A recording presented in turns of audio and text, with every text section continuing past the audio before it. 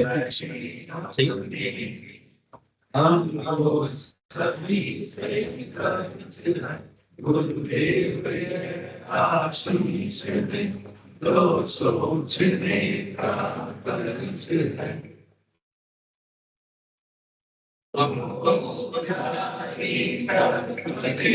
गुरुदेव के आदेश के सच प्रेम के निकले सत्कर्म के सत्कर्म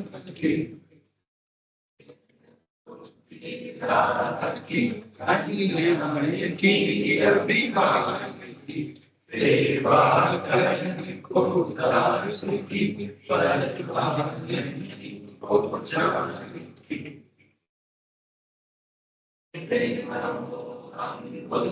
से कृष्ण में और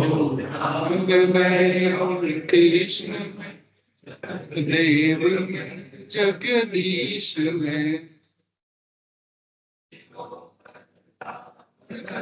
हम वीर हो अति धीर हूँ उज्ज्वल रहे सर से सदा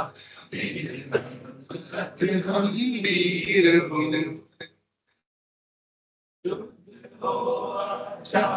से हमारा सदा अध्यात्म की शक्ति नहीं करके जुदा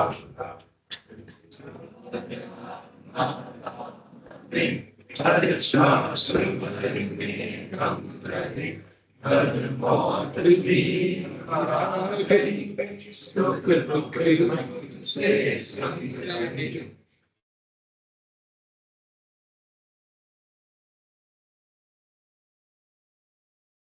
आप इच्छा क्या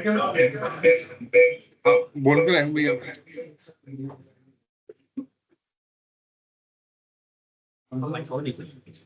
रिपीट क्यों नहीं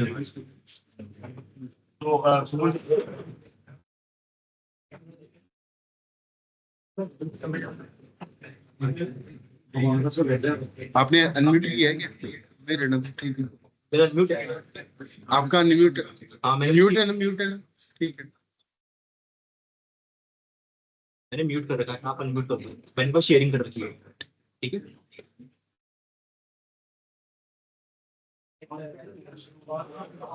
chairman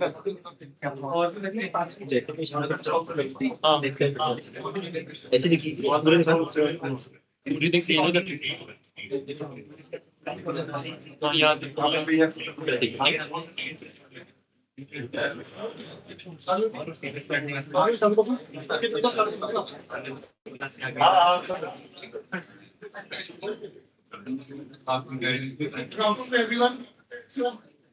Today we will discuss the topic list-based Indian audit in NBFC.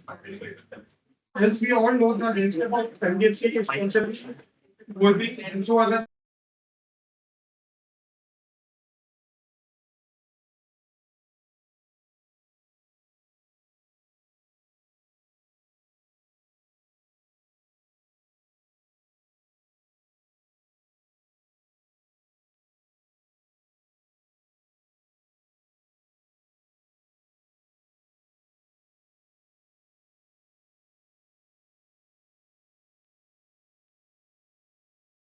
we manage them to safeguard their operations, reputations, and regulatory compliance.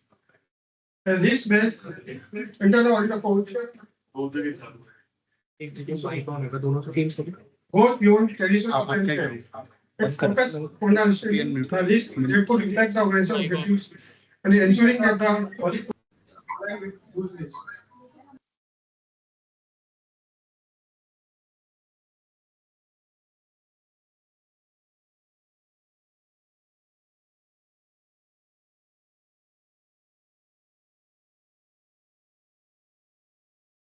Urban cooperative banks. From 31st March 22, this base internal audit is mandatory for all deposit NBFCs, NBFCs with an asset rate of 5,000 crores and all commercial and urban cooperative banks having asset rate of 5,000 crores and above.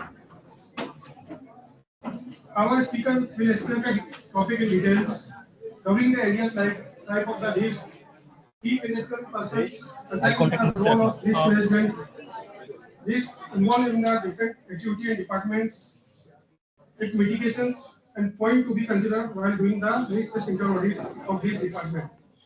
So I will first like to invite Tushar for the starting the topic of this risk internal audit in NBFCs. So good afternoon everyone. Since हमारी पहले class हो चुकी है NBFC की part 1 पे, जिसपे हमने समझा था कि एनबीएफसी में प्रोविजंस क्या-क्या होते हैं, कंप्लायंसेस क्या-क्या होते हैं. Now we will see the part 2 in which we will see कि कितने टाइप्स ऑफ रिस्क होते हैं एक एनबीएफसी के अंदर.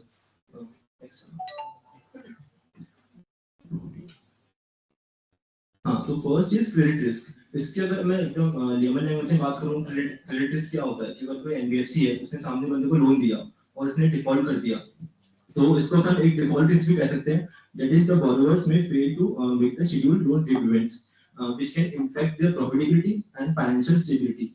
सेकंड, क्रेडिट रिस्क के अंदर आता है अपना कंसंट्रेशन रिस्क. इसमें क्या होता है कि अगर मान लो एक एनबीएफसी है, उसने कोई स्पेसिफिक इंडस्ट्री में या फिर कोई स्पेसिफिक लोकेशन पे या फिर किसी स्पेसिफिक लार्ज बोरोवर को लोन दिया, तो अगर मान लो कोई मैंने कोई लार्ज बोरोवर है, उसको लोन दिया और उसने रिपेमेंट करने में डिफॉल्ट कर दिया, तो सिंस मेरा 90% ऑफ द पोर्टफोलियो उस बोरोवर का था, तो जैसे ही उसने डिफॉल्ट कर दिया तो वो मेरे लिए एक रिस्क हो जाएगा. तो ये हो गया अपना कंसंट्रेशन रिस्क. थर्ड होता है मेरा अंडरराइटिंग रिस्क. इसके अंदर क्या होता है, अब अगर कोई भी एनबीएफसी किसी को लोन देगी तो कस्टमर्स की वो प्रोफाइल देखेगी, फॉर एग्जांपल उसकी अंडरराइटिंग प्रैक्टिसेस क्या है, और अगर वो पुअर हुए तो it will lead to the higher default rates. Next, अब अपन देखेंगे इसको मिटिगेट कैसे कर सकते हैं रिस्क को. First is thorough. So basically what they are saying is borrower concentration risk.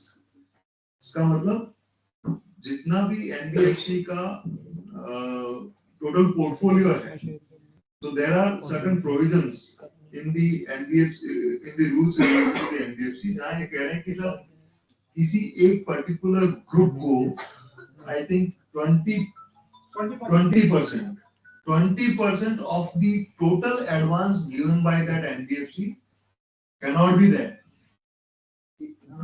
तो कहीं ना कहीं इस रिस्क को मिटिगेट करने के लिए there are rules also in the RBI rules, but at the same time even though suppose 20% नहीं है, but उसके बाद भी आपने 15% तक भी किसी को oral borrowings दे दी, oral lending कर दी in fact, so then also that significant risk is there that yes there is concentration of the borrower for that particular company, for that particular NBFC. Similarly default risk, तो जब भी आप loan दे रहे हो तो हमेशा ये रहता है कि यार ये लोन वापस आएगा या नहीं आएगा, that is the default, या इसकी जो किस्त है वो टाइम पे आएगी या नहीं आएगी. So that is again a default risk where the borrower may default in making the repayment of the loan, either the entire loan or some of the installment, or repayment with delay is also a default risk. Then credit underwriting risk, it is poor credit underwriting practices can lead to the higher default rates. कि आपने credit underwriting means what? जैसे shares की underwriting होती है ना, अभी इतने सारे आईपीओस आ रहे हैं तो अंडरराइट करते हैं ना कि सब ये सारे के सारे शेयर्स जो है वो सब्सक्राइब कर देंगे. तो वहां रिस्क क्या है, यहाँ पे क्रेडिट अंडरराइटिंग रिस्क क्या है कि जिसको आप क्रेडिट दे रहे हो वो थोड़ा वीक बोरोवर है. अल्टीमेटली हो सकता है बिकॉज ऑफ दैट वीकनेस कि आपने जब दिया पैसा तभी आपको पता है कि यार इससे तो शायद पैसा आएगा ही नहीं, आपने गलत जगह अंडरराइट कर दिया. तो that risk is also there कि उसके अंदर default of repayment may be there, may be possible. So these are the risk. तो इसको थोड़ा है ना एग्जांपल देके और सब. नेक्स्ट, अब इसी रिस्क को अपन देखेंगे कैसे मिटिगेट करना है. First is thorough credit assessment. जैसे सर ने बोला कि अगर कोई भी बोरोवर आ रहा है एनबीएफसी के पास और उसकी क्रेडिट वर्दीनेस पुअर है, तो वो पता कैसे लगेगी, अपन पूरा उसका थॉरो असेसमेंट करेंगे, नेक्स्ट ड्यू डिलिजेंस करेंगे before extending the loans. Second is loan portfolio diversification. जैसे कि अगर पहले मैंने पढ़ा था रिस्क क्या है कि अगर मैंने स्पेसिफिक इंडस्ट्री को दे दिया या 20% को सर ने कहा, तो मेरे को सिर्फ उसी को नहीं देना है, मेरा जो पोर्टफोलियो है वो डाइवर्सिफाइड होना चाहिए अक्रॉस डिफरेंट सेक्टर्स और बोरोवर टाइप भी। Third is set underwriting standards, जैसे कि मेरे एनबीएफसी को एक स्टैंडर्ड सेट करने होंगे, जैसे कि बोरोवर की जो क्रेडिट वर्थिनेस है, फॉर एग्जांपल क्रेडिट स्कोर, उसका साइट पे वेरिफिकेशन करके जाना होगा, उसकी इनकम देखनी पड़ेगी, रिपेमेंट कैपेसिटी देखनी पड़ेगी, वो सब स्टैंडर्ड सेट करने के बाद ही वो लोन दे, तो रिस्क अपन कम कर सकते हैं। नेक्स्ट इज मार्केट रिस्क, इसके अंदर 4 तरह की रिस्क होती है।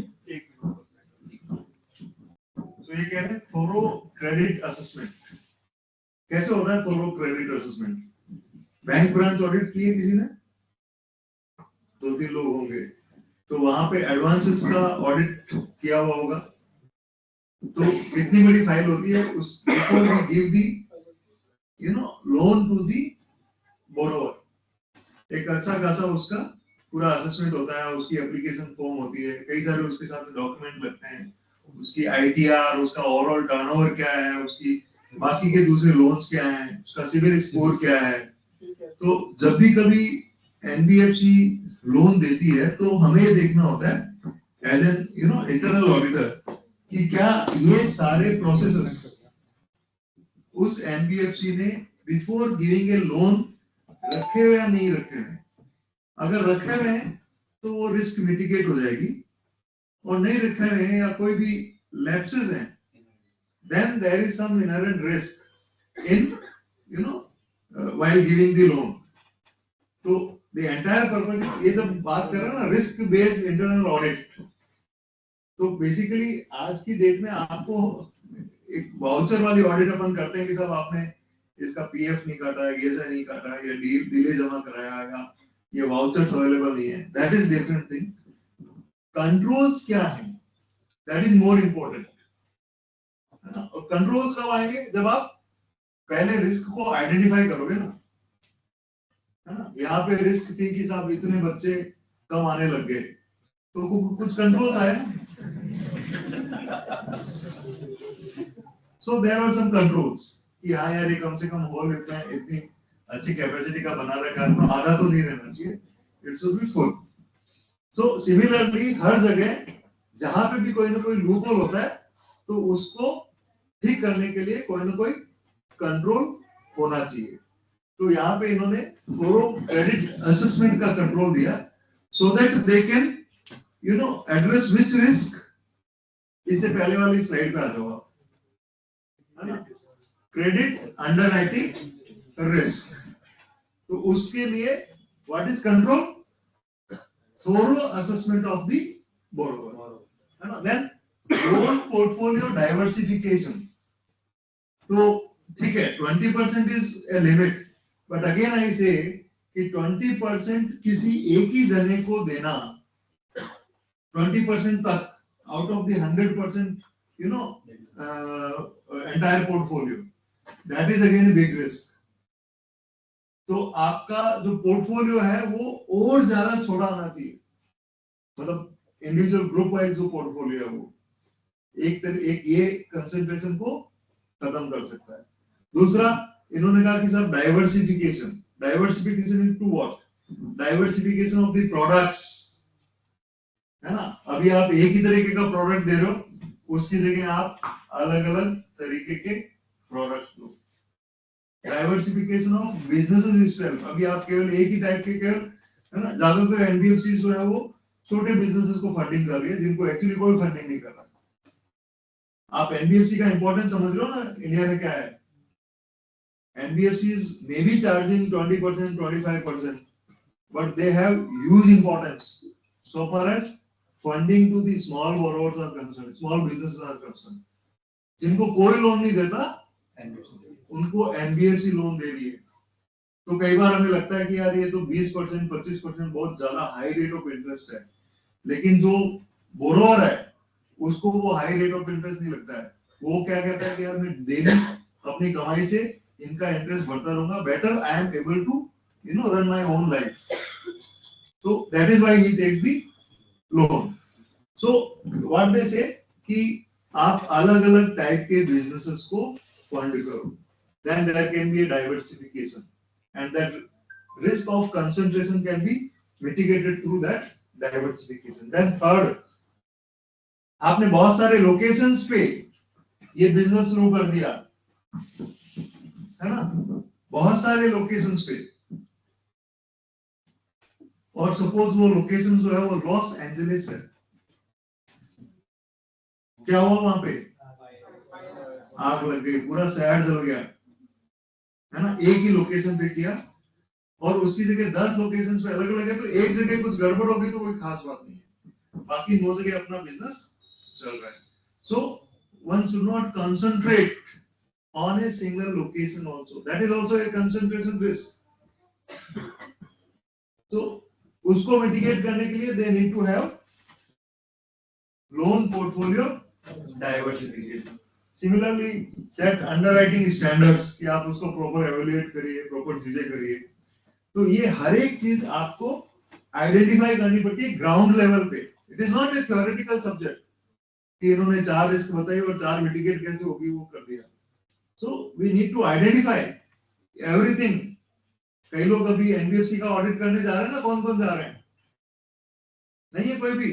1 2 3 4 5 6, हाँ. तो ये सब, और यही काम कर रहे हो आप लोग, तो वहां पे ये सब चीजें नजर आ रही है नहीं आ रही है? तो ये सारी चीजें आपको देखनी होती है while doing the internal audit. हो सकता है आपके क्लाइंट ने, है ना, क्योंकि क्लाइंट में भी ग्रोइंग, अभी अपने प्रोसेसेस सेट कर रहे हैं, ऐसे भी क्लाइंट हैं, हर तरीके के क्लाइंट हैं. तो उनको जब आप इस तरीके का कुछ सजेशन दोगे कि नहीं सर आप ये 3 चीजें तो कर रहे हो लेकिन ये 5 चीजें और करिए, because if you will not do these 5 things you will not be able to mitigate these risk. तब तो आपकी ऑडिट में कुछ वैल्यू एडिशन होगा, otherwise it will be simple as I tell लिपा पोती. ठीक है, थोड़ा प्रेजेंटेशन भी आप ऐसे ही बनाओ. तुम लोगों को भी कह रहा हूं. नेक्स्ट अपनी मार्केट रिस्क. इसमें 4 तरह की रिस्क होती है. First is asset price risk. इसमें क्या होता है, अगर मान लो एनबीएफसी है, उसने इन्वेस्टमेंट्स कर रखे हैं, जो भी असेट्स उसने हेल्ड कर रखी है, और उसकी अगर मार्केट वैल्यू में चेंजेस आ जाए, सच एज सिक्योरिटीज में इन्वेस्टमेंट, क्या हुआ, प्रेजेंटेशन मिलेगा तेरे को, सच एज सिक्योरिटीज में इन्वेस्टमेंट कर रखा है या फिर रियल एस्टेट में कर रखा है, और अगर वो असेट की वैल्यू में चेंजेस आ जाए तो वो एक रिस्क रहता है एनबीएफसी को. Second is currency exchange rate risk. For example मान लो एनबीएफसी फॉरेन करेंसी में डील कर रही है, फॉरेन करेंसी में उसने लोन ले रखा है, या फिर वो कोई असेट होल्ड करती है जो कि डिनोमिनेटेड इन फॉरेन करेंसी है, और अगर एक्सचेंज रेट में फ्लक्चुएशंस आ गए और गेन और लॉस हो गया, और ज्यादा अगर लॉस हो गया, जैसे अगर अभी अपन देखें रुपीस कितना अंडर वैल्यू हो गया है, तो अगर किसी एनबीएफसी ने फॉरेन करेंसी में लोन लिया होगा तो उसको बहुत सारा भी लॉस हुआ होगा, तो इस चीज का भी एक रिस्क रहता है एनबीएफसी को. Third is market liquidity risk.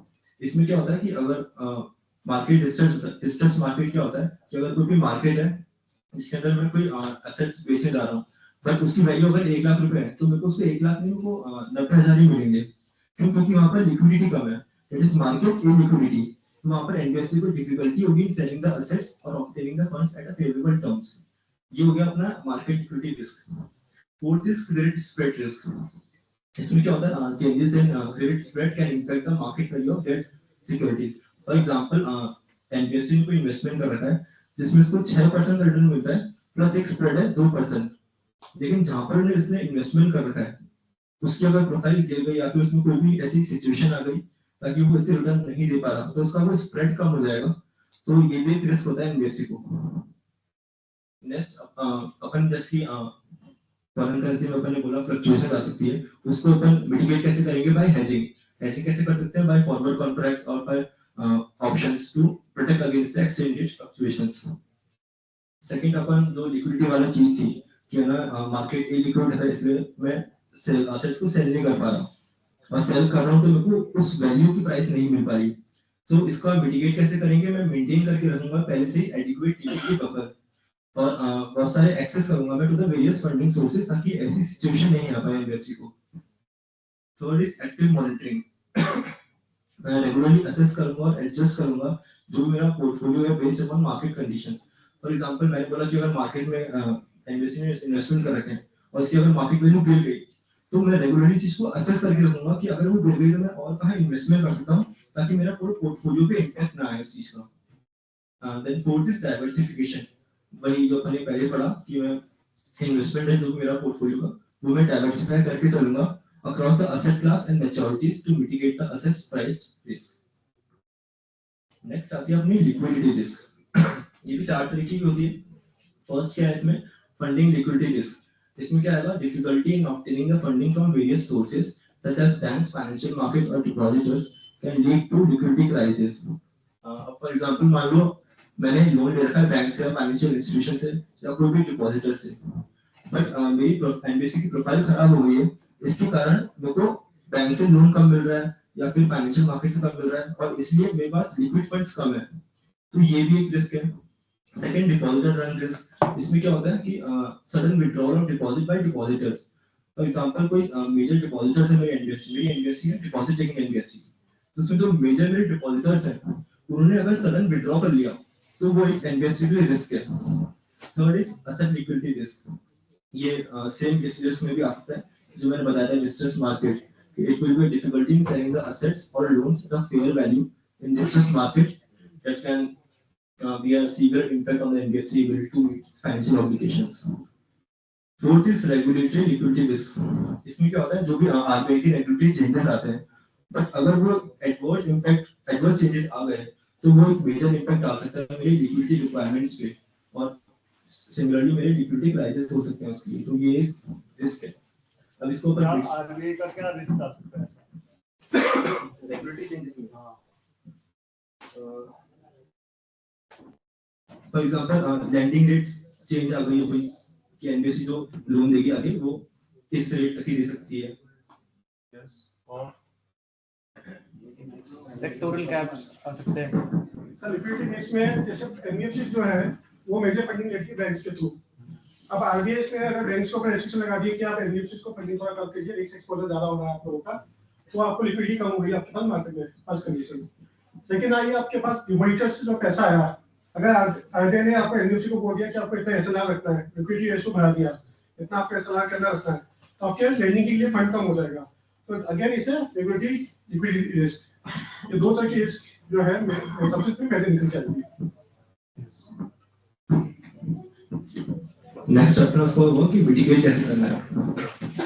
तो सिंस मेरा लिक्विडिटी बफर रखना पड़ेगा, मुझे sufficient amount of liquid assets, इधर सब ऑडियंस इधर है, तो मुझे sufficient amount of liquid assets रखना पड़ेगा ताकि मैं मेरी शॉर्ट टर्म फाइनेंशियल ऑब्लिगेशंस है उसको मीट कर पाऊं। Second is stress testing. अगर मान लो कोई भी एडवर्स सिचुएशन आने वाली है मार्केट में, तो मैं कंडक्ट कर सकता हूं रेगुलर स्ट्रेस टेस्ट मेरी एनबीएफसी के अंदर ही, क्या ताकि देखने के लिए कि एनबीएफसी क्या उसको हैंडल कर पा रही है या फिर किस तरीके से हैंडल वो करेगी। उसके लिए सिमिलरली मैं कंटिजेंसी प्लानिंग बना सकता हूं, that is the develop contingency plans to address the potential liquidity crisis including एक backup funding sources. For example market वही मेरा अगर लिक्विड नहीं है तो मेरे लिए बैकअप क्या होगा कि मैं कहीं और से सोर्स ऑफ फंड ले पाऊंगा, तो उसके लिए भी मेरे को बैकअप फंडिंग सोर्सेज आइडेंटिफाई करनी पड़ेगी और स्ट्रेटजी बनानी पड़ेगी। नेक्स्ट आता है साइबर सिक्योरिटी रिस्क। इसमें फर्स्ट क्या है, डेटा ब्रीच। ये बहुत ही कॉमन रिस्क है। फॉर एग्जांपल कि मेरा सॉफ्टवेयर उसके अंदर कोई भी अनऑथराइज्ड एक्सेस हो गया, इसके एक एनबीएफसी के पास कस्टमर का बहुत क्रेडेंशियल्स होते हैं, बहुत ही इंपॉर्टेंट डेटा होता है, वो अगर लीक हो गया तो ये बहुत बड़ा रिस्क होता है, cyber risk, that is data breaches. Second आता है फिशिंग या फिर सोशल इंजीनियरिंग। फिशिंग को अपन ऐसा समझ सकते हैं, फॉर एग्जांपल मान लो अपन फिशिंग करने जाते हैं तो मछली को पकड़ने के लिए दाना डालना पड़ता है, फिर अपन पकड़ते हैं। तो सिमिलरली जो साइबर क्रिमिनल्स होते हैं वो ट्रिक करते हैं एम्प्लॉयर्स को और कस्टमर्स को, ताकि वो रिवील कर दे सेंसिटिव इंफॉर्मेशन और कंडक्ट कर सकते हैं फिर उनसे वो फ्रॉडुलेंट ट्रांजैक्शंस। रैंसम अटैक क्या होता है, कोई भी मैलिशियस सॉफ्टवेयर होता है वो अपन फॉर एग्जांपल अपन गूगल क्रोम से ऐसे डाउनलोड कर लेते हैं, सिंस अपन को पता नहीं वो मैलिशियस है, इसमें अपन कोई भी डेटा डाल देते हैं, अपना आईटी पासवर्ड डाल देते हैं, और फिर सामने वाला वो आईटी पासवर्ड लेके डिमांड करता है रैंसम फी कि मुझे इतने रुपए चाहिए इसके बदले। तो ये भी एक बहुत बड़ा रिस्क रहता है। इनसाइडर थ्रेट्स क्या होता है कि जो कंपनी के अंदर के जो एम्प्लॉइज है और जो कॉन्ट्रैक्टर्स है वो खुद ही अनइंटेंशनली या फिर विद अ मैलिशियस इंटेंट वो खुद कॉम्प्रोमाइज करते सिक्योरिटी या वो खुद अपने जो भी डेटा है वो आगे शेयर करते, तो ये भी एक रिस्क रहता है। नेक्स्ट हम इसको अपन मिटिगेट कैसे करेंगे, डेटा प्रोटेक्शन। इसके लिए अपने को एक इंप्लीमेंट करना पड़ेगा डेटा एन्क्रिप्शन और कंडक्ट करानी पड़ेगी सिक्योरिटी ऑडिट्स की। जो भी मैंने सिक्योरिटी सिस्टम्स लगा रखे हैं तो उसकी ऑडिट कराऊंगा तो कौन कौन से मेरी ऑब्जर्वेशंस आएगी उसके बाद। Second is employee customer education. मैं एम्प्लॉयज को एजुकेट करूंगा कि ये टाइप के मेरे रिस्क होते हैं, फॉर एग्जांपल फिशिंग रिस्क जो मैंने बताया, और कि अपने को कंपनी के अंदर ही डेटा रिवील नहीं करना है उसके लिए एजुकेट करूंगा, इम्प्लीमेंट करूंगा, और मल्टी फैक्टर ऑथेंटिकेशन, ताकि मैं आइडेंटिफाई कर पाऊं कि अगर कोई कर रहा है तो वो पकड़ा जाए employee. Third is security measures. मैं up to date antivirus download करूंगा, एंटी मालवेयर सॉल्यूशंस लगाऊंगा, रेगुलेटरी मेरा डेटा को बैकअप करूंगा कि अगर कोई भी साइबर अटैक्स हो रहे हैं तो वो आइडेंटिफाई हो जाए और मेरा डेटा रिवील ना हो कंपनी का। Fourth is insider threat mitigation. इसमें मैं इंप्लीमेंट करूंगा role based access controls, monitor करूंगा मेरे एम्प्लॉयज की एक्टिविटी एंड कंडक्ट करूंगा सिक्योरिटी अवेयरनेस ट्रेनिंग। नेक्स्ट आता है रेगुलेटरी और कंप्लायंस रिस्क। ये बेसिकली क्या होता है, जो भी एनबीएफसी को कंप्लायंसेस होते हैं कि मेरे को फॉर एग्जांपल इस डेडलाइन है, इस डेडलाइन पे मेरे को रिपोर्ट सबमिट करनी है, बट अगर वो फेल हो जाती है सबमिट करने से तो it can lead to the penalties और रेगुलेटरी एक्शंस। अभी रिसेंटली है ना आरबीआई ने एक नोटिफिकेशन निकाला था, उसमें 10 एनबीएफसी का लाइसेंस कैंसिल कर दिया था, ये 9 जन की बात है, और रीजन भी कि उन्होंने रेगुलेटरी और कंप्लायंस नहीं करे थे तो रेगुलेटरी एक्शंस लिए गए थे उनके ऊपर। ये सारी वेस्ट बंगाल के एनबीएफसी थे। Second is capital adequacy risk. इसमें क्या होता है, NBFC inadequate capitalization to meet the regulatory capital adequacy requirement। Capital adequacy requirements क्या होती है कि एनबीएफसी के पास इनफ कैपिटल होनी चाहिए ताकि वो कवर कर पाए अपने पोटेंशियल रिस्क और पोटेंशियल लॉसेस। तो अगर वो ये रिक्वायरमेंट मीट नहीं कर पाई तो ये भी उसके लिए रिस्क है। हाँ, एनबीएफसी को एक नेट ऑन फंड मेंटेन करना पड़ता है, ये अपन ने डिस्कस किया था अपनी प्रीवियस क्लास के अंदर। अभी गाइडलाइन आई है कि टिल 31 मार्च 2025 तक उसको नेट ऑन फंड अपना 5 करोड़ तक लेके आना है। तो this is what capital adequacy requirement is. अगर आप उसने मेंटेन नहीं किया ये तो उसके लिए एक रिस्क है, उसका लाइसेंस कैंसिल हो सकता है। Third is other regulatory compliance risk. It includes for example consumer protection, AML, anti money laundering and data privacy. अब इसी को अपन को मिटिगेट करना हो तो अपन एस्टैब्लिश करेंगे ग्लोबल सिक्योरिटी फ्रेमवर्क ताकि प्रॉपर कंप्लायंस हो, टाइमली कंप्लायंस हो। Second is automated system. Upon automated systems को इंप्लीमेंट करेंगे with ensure the reports and filing, ताकि मेरा रिस्क कम हो कि मैं लेट फाइलिंग कर पाऊं उस चीज को। Third is strong internal controls. इसमें मैं डेवलप करूंगा, मेंटेन करूंगा स्ट्रांग इंटरनल कंट्रोल्स और एंश्योर करूंगा compliance with regulatory requirements and mitigate the operational risk. Fourth is proactive engagement. It engaged with the regulatory authorities for the guidance and compliance, staying informed about changes in regulations and best practices. जैसे कि जो मेरे regulatory changes आ रहे हैं उसके अगर मैं inform हूँ, अपडेटेड हूँ फुली, तो वो मेरे लिए बेटर रहेगा ताकि मेरी जो नॉन कंप्लायंस है वो नहीं होगी। Next is third party vendor risk. इसमें क्या होता है, first is vulnerabilities in the third party system और services can expose the NBFC to cyber risk. For example मेरी कोई थर्ड पार्टी है, वो मैंने कोई काम मेरा आउटसोर्स कर रखा है, तो अगर उस थर्ड पार्टी के जो साइबर सिस्टम है वही मेरा वीक है तो मेरे लिए थर्ड पार्टी का रिस्क बन गया कि अगर उसका सिस्टम वीक है तो मेरा जो डेटा उसके पास है वो आगे रिवील हो सकता है। एक सेकंड, आउटसोर्सिंग से रिलेटेड टॉपिक्स मैं आगे कवर करूंगा, मतलब और डिटेल में आपको पता लगेगा कि अगर कोई भी एनबीएफसी अपनी नॉन कोर एक्टिविटीज को आउटसोर्स कर रही है तो उस केस में क्या क्या रिस्क हो सकती है और अपनी इंटरनल ऑडिट की अप्रोच क्या रहेगी, तो वो आगे मैं डिस्कस करूंगा। Mobile app vulnerabilities. Mobile apps में भी क्या होता है कि डेटा ब्रीच हो सकता है, तो वो भी एक एनबीएफसी की रिस्क है। इसको मिटिगेट कैसे करेंगे, जो भी अपना मोबाइल ऐप है वो अपन अपडेट करके रखेंगे हर बार और इंप्लीमेंट करेंगे ऐप सिक्योरिटी टेस्टिंग कि जो भी फ्रॉड कर रहा है उसको अपन डिटेक्ट कर पाए वो कौन है। सिमिलरली अगर मैं फर्स्ट वाले का बोलूं उसको अपन मिटिगेट कैसे करेंगे, जो भी एक्सेस करेंगे third party security practices and requires the vendors to meet the cyber security standards. अपन ये लोग साइबर सिक्योरिटी स्टैंडर्ड्स एस्टैब्लिश करेंगे और ये फुलफिल करेंगे कि मतलब देखेंगे कि वेंडर्स फुलफिल कर रहे हैं या नहीं कर रहे उस चीज को। Third is denial of service attacks. इसमें जो अटैकर्स होते हैं वो एनबीएफसी के सिस्टम में बार बार इतना ट्रिगर करते हैं ताकि वो ट्रैफिक हो जाता है और उसके बाद वो सर्विस नहीं दे पाते हैं एनबीएफसी। इसको मिटिगेट कैसे करेंगे? ट्रैफिक फिल्टरिंग लगाएंगे और लोड बैलेंसिंग सॉल्यूशन करेंगे ताकि अपन मिटिगेट कर पाए denial of service attacks. Next is reputational risk. इसमें क्या होता है? एनबीएफसी को रिस्क होता है कि जो उसके कस्टमर्स हैं, उसके स्टेक होल्डर्स हैं, वो ट्रस्ट खो देंगे उनका एनबीएफसी का। ये कैसे हो सकता है? First, negative media coverage, for example rumours फैल गए एनबीएफसी के बारे में, तो ये बहुत रेपुटेशनल रिस्क है, मेजर रिस्क है। Second is mismanagement and fraud हो गया, या फिर मार्केट में रूमर्स स्पेकुलेशंस हो गए, ऑपरेशन फेलियर हो गया, या फिर कस्टमर कंप्लेंट्स एंड डिस्प्यूट्स हो गए। इस चीज को अपन कैसे मिटिगेट कर सकते हैं?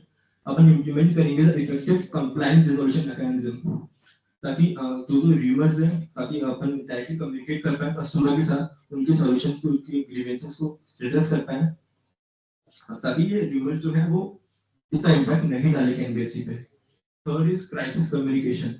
अपन एक डेवलप करेंगे crisis communication plan to respond to negative media coverage promptly and focus on transparency and proactive communication. वही चीज के अपन जो भी कम्युनिकेशन है अपने कस्टमर के साथ वो ट्रांसपेरेंट रखेंगे, एकदम प्रोएक्टिव रखेंगे, ताकि जो व्यूअर्स का इम्पैक्ट एनबीएफसी पे इतना नहीं आता है। Fourth is market monitoring. Actively monitor करेंगे और address market rumours, provide accurate and timely information to stakeholders. Next is ESG, environmental and social risk. तो अगर पहले बात करें अपन एनवायरमेंटल इंपैक्ट की, तो एनबीएफसी में एक्सीडेंटली फाइनेंस द प्रोजेक्ट्स और activities with the adverse environmental impact. For example, NBFC ने कोई भी लोन दिया या फाइनेंस किया प्रोजेक्ट को किसी कंपनी को जिसका एनवायरमेंट पे एडवर्स इंपैक्ट पड़ रहा है, फॉर एग्जांपल डिफॉरेस्टेशन हो गया, आपको कोई पोल्यूशन हो गया, तो वो एक रिस्क होता है एनबीएफसी के लिए। Second is social impact. For example, NBFC finance करेगी किसी प्रोजेक्ट को या फिर किसी बिजनेस को जिसका नेगेटिव सोशल इंपैक्ट है, for example labour rights violation और कम्युनिटी डिस्प्लेसमेंट, तो ये भी एक रिस्क बन जाता है। Third is reputation risk. It is negative publicity of stakeholders backlash due to the perceived environmental और सोशल मिसकंडक्ट। जो भी सोशल और एनवायरमेंटल मिसकंडक्ट हो रहे हैं, उसकी वजह से जो भी नेगेटिव पब्लिसिटी आ रही है या फिर स्टेकहोल्डर्स का बैकलैश हो रहा है, तो उससे रेपुटेशन खराब हो रही है, रेपुटेशन खराब हो रही है, तो वो एक रिस्क बन जाता है, major risk for NBFC. Fourth is regulatory and legal risk, जो मैंने पहले ही पढ़ लिया कि अगर वो नॉन कंप्लायंस करेगी with also the ESG regulations, तो उस पे पेनल एक्शंस लगाएंगे और रेगुलेटरी एक्शन भी हो सकते हैं। अब इस चीज को अपन मिटिगेट कैसे करेंगे? अपन जो भी ईएसजी के फैक्टर्स हैं, दैट इज एनवायरमेंटल, सोशल और गवर्नेंस, उसको इंटीग्रेट करेंगे अपने क्रेडिट असेसमेंट प्रोसेस में, so that while giving the loans upon consider कर पाए कि क्या क्या सोशल और एनवायरमेंटल इंपैक्ट्स पड़ सकते हैं ऑन द बोरोइंग एक्टिविटीज। क्या अगर मैं किसी कस्टमर को लोन दे रहा हूं तो मेरे कितना मेजर इंपैक्ट पड़ रहा है नहीं पड़ रहा। ड्यू डिलिजेंस में कंडक्ट कर रहा हूं, follow due diligence of the potential borrowers including assessing the their environmental and social profile, risk profile. Third is stakeholders engagement. Engage with the stakeholders, including the customers, investors, and communities, to understand their ESG concerns and expectations. Fourth is responsible lending. Develop the lending and investment criteria that prioritize sustainable and socially responsible projects and businesses. Last one is ESG की reporting. ESG की अपने audit में पढ़ा हुआ है, जो financial students हैं उसमें अपन को रिपोर्ट करना पड़ता है। ESG के 9 प्रिंसिपल्स होते हैं, तो पब्लिश करनी पड़ेगी उनको ESG reports and disclosures, including the efforts to reduce the carbon emission and social impact assessments. Next अपन जो फाइनेंशियल सर्विसेज होती है उसमें कौन कौन से इमर्जिंग रिस्क आ सकते हैं वो देखेंगे। So first is fintech. Fintech क्या होता है? Financial technology. फिनटेक एक एप्लीकेशन ऑफ टेक्नोलॉजी का ताकि अपन डिलीवर कर पाए financial services. For example the mobile payments, peer to peer lending हो गई, mobile wallets, digital banking, blockchain based solutions. जो फिनटेक इंडस्ट्री है ये one of the fastest growing industry world में, जो कि हेल्प करती है एनबीएफसीज को और बैंक को to grow better and to make the financial transactions better fluently. But since NBFC के लिए भी रिस्क है, इस फिनटेक में भी कैसे, नेक्स्ट स्लाइड में क्या क्या चैलेंजेस फेस किए जाते हैं by fintech? Under capitalization, data privacy and cyber attacks. Cyber attacks is the most common. That fintech के अंदर अगर फाइनेंशियल टेक्नोलॉजी है तो it is often targeted for cyber attacks. Can you define the fintech एक थोड़ा सा किस तरीके के ऑर्गेनाइजेशंस हैं जो जिसको हम कह सकते हैं सर यही प्रोवाइड कराती है कि जो अपन ट्रांजेक्शन करते हैं मोबाइल ऐप के थ्रू, जो भी बैंकिंग ट्रांजेक्शन होते हैं, वो ये प्रोवाइड करवाती है सर्विसेज जो एनबीएफसी से बैंक से आजकल बहुत सारी एनबीएफसीज हैं जो एंड टू एंड सॉल्यूशन है, right from acquiring the customer, that means the borrower, till the repayment by the borrower to the NBFC. End to end, it is through technology. So there are two things which are mixed or in this word fintech is finance and technology. तो ये पूरा काम जो है मतलब identification of customer से लेके उसका बहुत सारे ट्रांजैक्शन में उस एनबीएफसी में कौन पर्सन है, किससे वो डील कर रहा है, बोरोवर कुछ नहीं पता है। वो अपनी जैसे आजकल बहुत सारे ट्रेड क्रेडिट्स से रिलेटेड भी ऑर्गेनाइजेशंस हैं, एनबीएफसीज हैं, तो वो अपना जो भी मान लीजिए कि suppose they have supplied certain goods to any other customer, उन्होंने 10 लाख का बिलिंग किया और अभी 10 लाख का उसको हाथ फाइनेंसिंग भी चाहिए, तो what they will do is कि 10 लाख का जो भी उसका इनवॉइस है they will upload on some NBFCs fintech platform. वहां पे एनबीएफसी के लोग बैक एंड पे उसको देख लेंगे कि हाँ यार ये सब चीजें ठीक है, जो भी केवाईसी करनी है वो केवाईसी करेंगे और then they will provide fund to the borrower. क्या हो गया? ठीक है sir. So that is how operations are there. और फिर साथ में जो पेमेंट होने हैं उनकी जो पेमेंट जानी है for the purpose of lending, वो भी थ्रू दैट प्लेटफॉर्म चली जाएगी उनके बैंक अकाउंट में, क्योंकि वो सारी चीजें जो भी ऐड होना है उनके आरटीजीएस वगैरह में वो सब हाथों उसके थ्रू हो जाता है, और जो वापस पेमेंट आना है वो भी through this electronic mode of payment आ जाएगा। आईसीएच क्या? ACH। So that is how the entire fintech platform is run. अब आप ये देखिए कि इस पूरे प्लेटफॉर्म में कितनी तरह की रिस्क हो सकती है और वो सबको आपको एड्रेस करना है ना। इन्होंने कहा कि सब under capitalization, many fintech companies are undercapitalized and inefficient with weak business models। ये बिल्कुल फैक्ट है, क्योंकि क्या होता है बहुत सारे बिजनेस ऐसे होते हैं जब तक पर्सनल टच नहीं हो, है ना। हमारे आईआईटीएंस ने और आईआईएम से जो एमबीए से उन्होंने फिनटेक बना तो दिए है ना, बट कुछ फिनटेक्स आउट ऑफ 10 2 ही सक्सेसफुल होंगे, 8 कहीं ना कहीं they are struggling because they do not have the touch with their borrowers। उनकी रिक्वायरमेंट क्या है, वो केवल इलेक्ट्रॉनिकली कहीं बैठ करके असेस नहीं की जा सकती है ना। जैसे आप लोग इलेक्ट्रॉनिक इस क्लास को अटेंड करते थे तो है ना, वो उतना समझ में नहीं आएगा कि व्हाट एक्चुअली रिक्वायर है ना। यहाँ आपको समझ में आएगा कि हाँ यार आके हमें पता चलता है कि यार हाँ आपको क्या रिक्वायर्ड है। तो जब तक वो पर्सनल टच नहीं है शायद बिजनेस में फिनटेक का इतना सक्सेस नहीं होगा। सो वो प्रॉपर बिजनेस डेवलप नहीं कर पाते and that is why they are under capitalized. Data privacy, yes, very important aspect, क्योंकि जो भी बोरोवर्स हैं वो बोरोवर्स के लिए उनकी सबकी डाटा प्राइवेसी रखना बहुत इंपॉर्टेंट है। और अब तो डाटा प्राइवेसी का लॉ भी आ गया पिछले साल, और इस साल रूल्स भी, ड्राफ्ट रूल्स भी आ गए है ना, which will be again applicable from next few months once these rules are notified। So ये देखना है कि कोई भी अगर फिनटेक बन रहा है तो वो उसका जो सिक्योरिटी सिस्टम है, साइबर सिक्योरिटी सिस्टम, वो प्रॉपर है या नहीं है। ठीक है, देन 4154, अरे यार वो तो निकलेगा भी कैसे हैं? चाबी फेंक दे तू।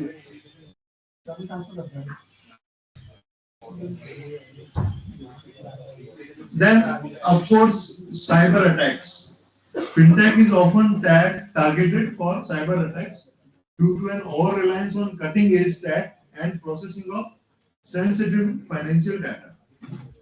तो अगेन साइबर सिक्योरिटी की जो मैं बात कर रहा था बहुत इंपॉर्टेंट है कि इस तरीके का अगर कोई प्लेटफॉर्म डेवलप हो रहा है तो जो भी अटैक हो रहे हैं और आजकल तो इतने सारे अटैक्स हो रहे हैं है ना एवरी टाइम वी सी कि साहब क्या बोलते हैं उसको डिजिटल अरेस्ट सो ये जितना भी कई लोग मुझे बोलते हैं कि यार एआई आ रहा है और ये आ रहा है तो काम आसान हो गया मुझे नहीं लगता है काम आसान होता है काम थोड़ा बढ़ रहा है द रीजन इज कि there are people who will be doing there are more people who will be doing misdeed through AI than the people who will do good deeds through AI ये बहुत बड़ा जो change है क्योंकि है ना आज की डेट में हर आदमी ये चाहता है कि यार मैं कुछ बस बन जाऊं कुछ कर लूं कुछ मेरे पैसे इकट्ठे कर लें whatever so everyone has that grid तो ग्रीड होने की वजह से जो ये नई नई टेक्नोलॉजी और एआई आई है इसका मुझे लगता है कि दुरुपयोग ज्यादा होना है और जब वो दुरुपयोग ज्यादा होना है ना अभी एक सुनील मित्तल का वीडियो आया था आपने देखा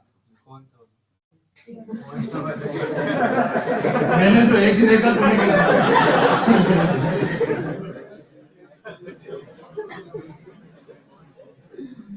इसमें सुनील मित्तल ने ये बताया किसी पॉडकास्ट में आजकल पॉडकास्ट बहुत चल रहा है नरेंद्र मोदी का भी आया था यस सो ही टोल्ड कि सब मेरे यहाँ से मतलब किसी ने मेरे किसी एम्प्लॉय को या किसी को फोन किया सीनियर लेवल पे और उसको बिल्कुल जिस तरीके से बात की उसको ये लगा कि ये सुनील मित्तल साहब बोल रहे और once he has said something then that has to be done in his group ठीक है तो फिर उसने कहा कि मैंने क्योंकि वो रिकॉर्डेड आवाज थी तो मैंने भी उसको सुना then now I really found and I realized कि यार ये तो कहीं मैं ही बोल रहा हूँ so that is how things have happened बाकी सब आम लोगों के साथ तो ये हो ही रहा है सुनील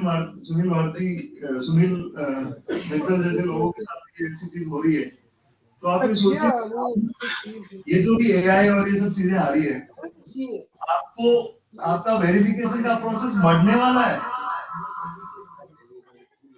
कोई डुप्लीकेट आ गया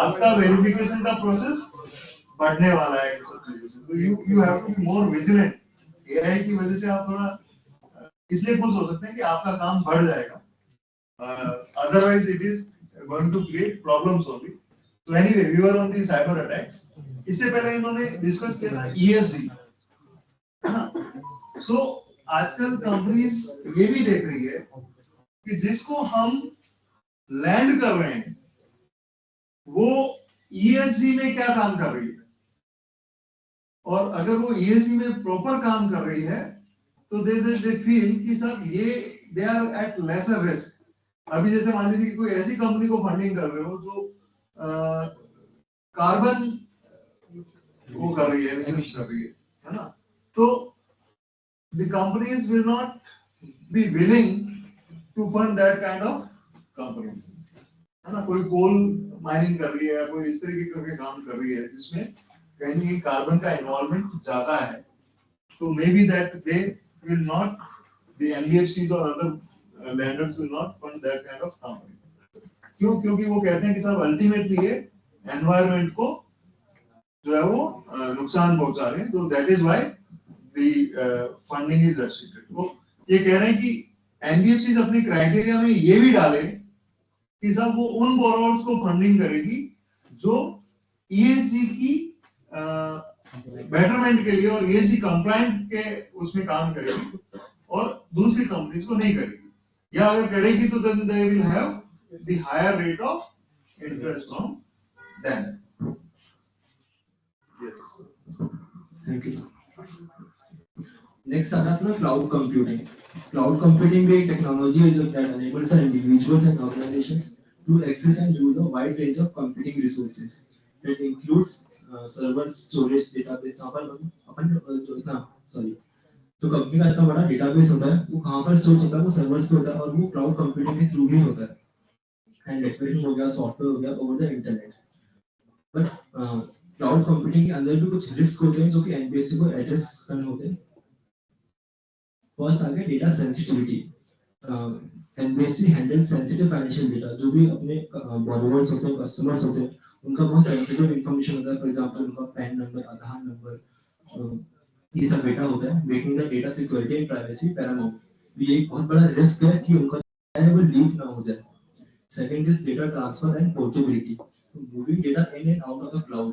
फॉर एग्जांपल मेरा जो क्लाउड पे सर्वर्स है, वहां पर मैं डेटा अपलोड करता हूं या फिर एक्सट्रैक्ट कर रहा हूं, and between the cloud providers can be technically challenging and time consuming भी होगा. और चैलेंजिंग कैसे कि अगर वो डेटा ट्रांसफर करते वक्त लीक हो गया तो वो एक बहुत बड़ा रिस्क होता है. Third is regulatory and compliance challenges.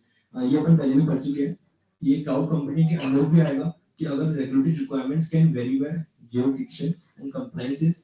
So compliances become more complex when data is stored in the cloud. So how to manage the cloud computing risk? First is data security. For this, you will implement the strong data encryption measures to protect the sensitive information in the cloud and understand the data residency requirements and work with the cloud providers that can meet these requirements. Second is vendor due diligence. We will conduct the thorough due diligence when selecting the cloud service providers and assess their security practices, compliance capabilities, and disaster recovery plans. Third is regulatory awareness. We will NBFC stay informed about evolving regulations and ensure the strict compliance when using the cloud services. अब अपन कुछ basic terms पढ़ेंगे. For example, ERM and ORM, Enterprise Risk Management and Operational Risk Management क्या होता है? Enterprise risk management एक wide term है that integrates and coordinates the risk management across the entire organization and that fosters the culture of risk awareness. Whereas अगर अपन ORM की बात करें, इस operational risk management, वो एक सबसेट है ERM का जो कि फोकस करता है in identifying, analyzing, monitoring and controlling the only operational risk. अब इसकी key differences आएंगे. For example, जो मेरा ERM है वो एक proactive है. It optimizes the risk appetites to balance the risk taking and rewards, whereas ORM is protective. It focuses on controls to minimize or eliminate the operational risk. Second is scope. The ERM it encompasses all the organizational risk, while ORM focuses only on operational risk. Skills की बात करें, ERM requires a broad understanding of various type of risks. Since you पूरे organization पे apply होता है, इसलिए while ORM demands specialized skills in operational risk. Next, management of ERM in an organization. Management की बात करें तो उसमें दो आते हैं, board of directors and executive management. Board of directors का काम क्या होता है कि वो ensure करे proper alignment with the stakeholders, risk appetite and approve करे ERM process को. After its approval, executive manager का काम होता है कि वो design करे और implement करे ERM process को और ensure करे उसका effectiveness across the organization. अब risk appetite क्या होता है और risk tolerance क्या होता है? Risk appetite is the amount of risk the organization is willing to take in line with its objective. कि कितना amount of risk वो bear कर सकती है. And it represents the organization risk taking capacity. Risk tolerance की बात करें तो ये होता है amount of deviation from the risk appetite जो कि organization is willing to accept to achieve its specific objective. अब इसमें रोल ऑफ डायरेक्टर्स क्या होता है? मतलब उनका रोल इसमें ये आएगा कि सबसे पहले वो डिफाइन करेंगे expectations. That is the board will set the clear expectations for the risk management ensuring the alignment with the strategic objectives. Second, वो सेट करेंगे स्ट्रेटजीज एंड ऑब्जेक्टिव्स जो कि high level risk management strategies and objectives ताकि वो guide करेंगे organisation risk appetite को.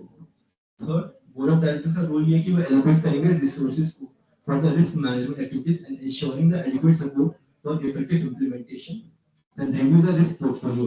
That is, board will review the organization risk portfolio, ensuring its alignment with the risk appetite and considering the potential changes and significant risk. तो basically ये सारे risk होते हैं NBFC के अंदर. Now we will discuss कि एक internal auditor कैसे इनको एड्रेस करेगा इन सारे रिस्क को. Now Jayesh will take this.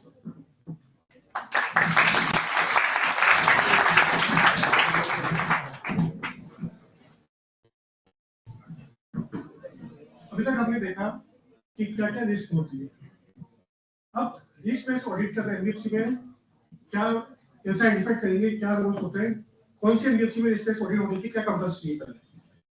तो सबसे पहले ये कि एनबीएफसी जो है इंटरनल ऑडिट डिपार्टमेंट अपना आउटसोर्सिंग नहीं कर सकती।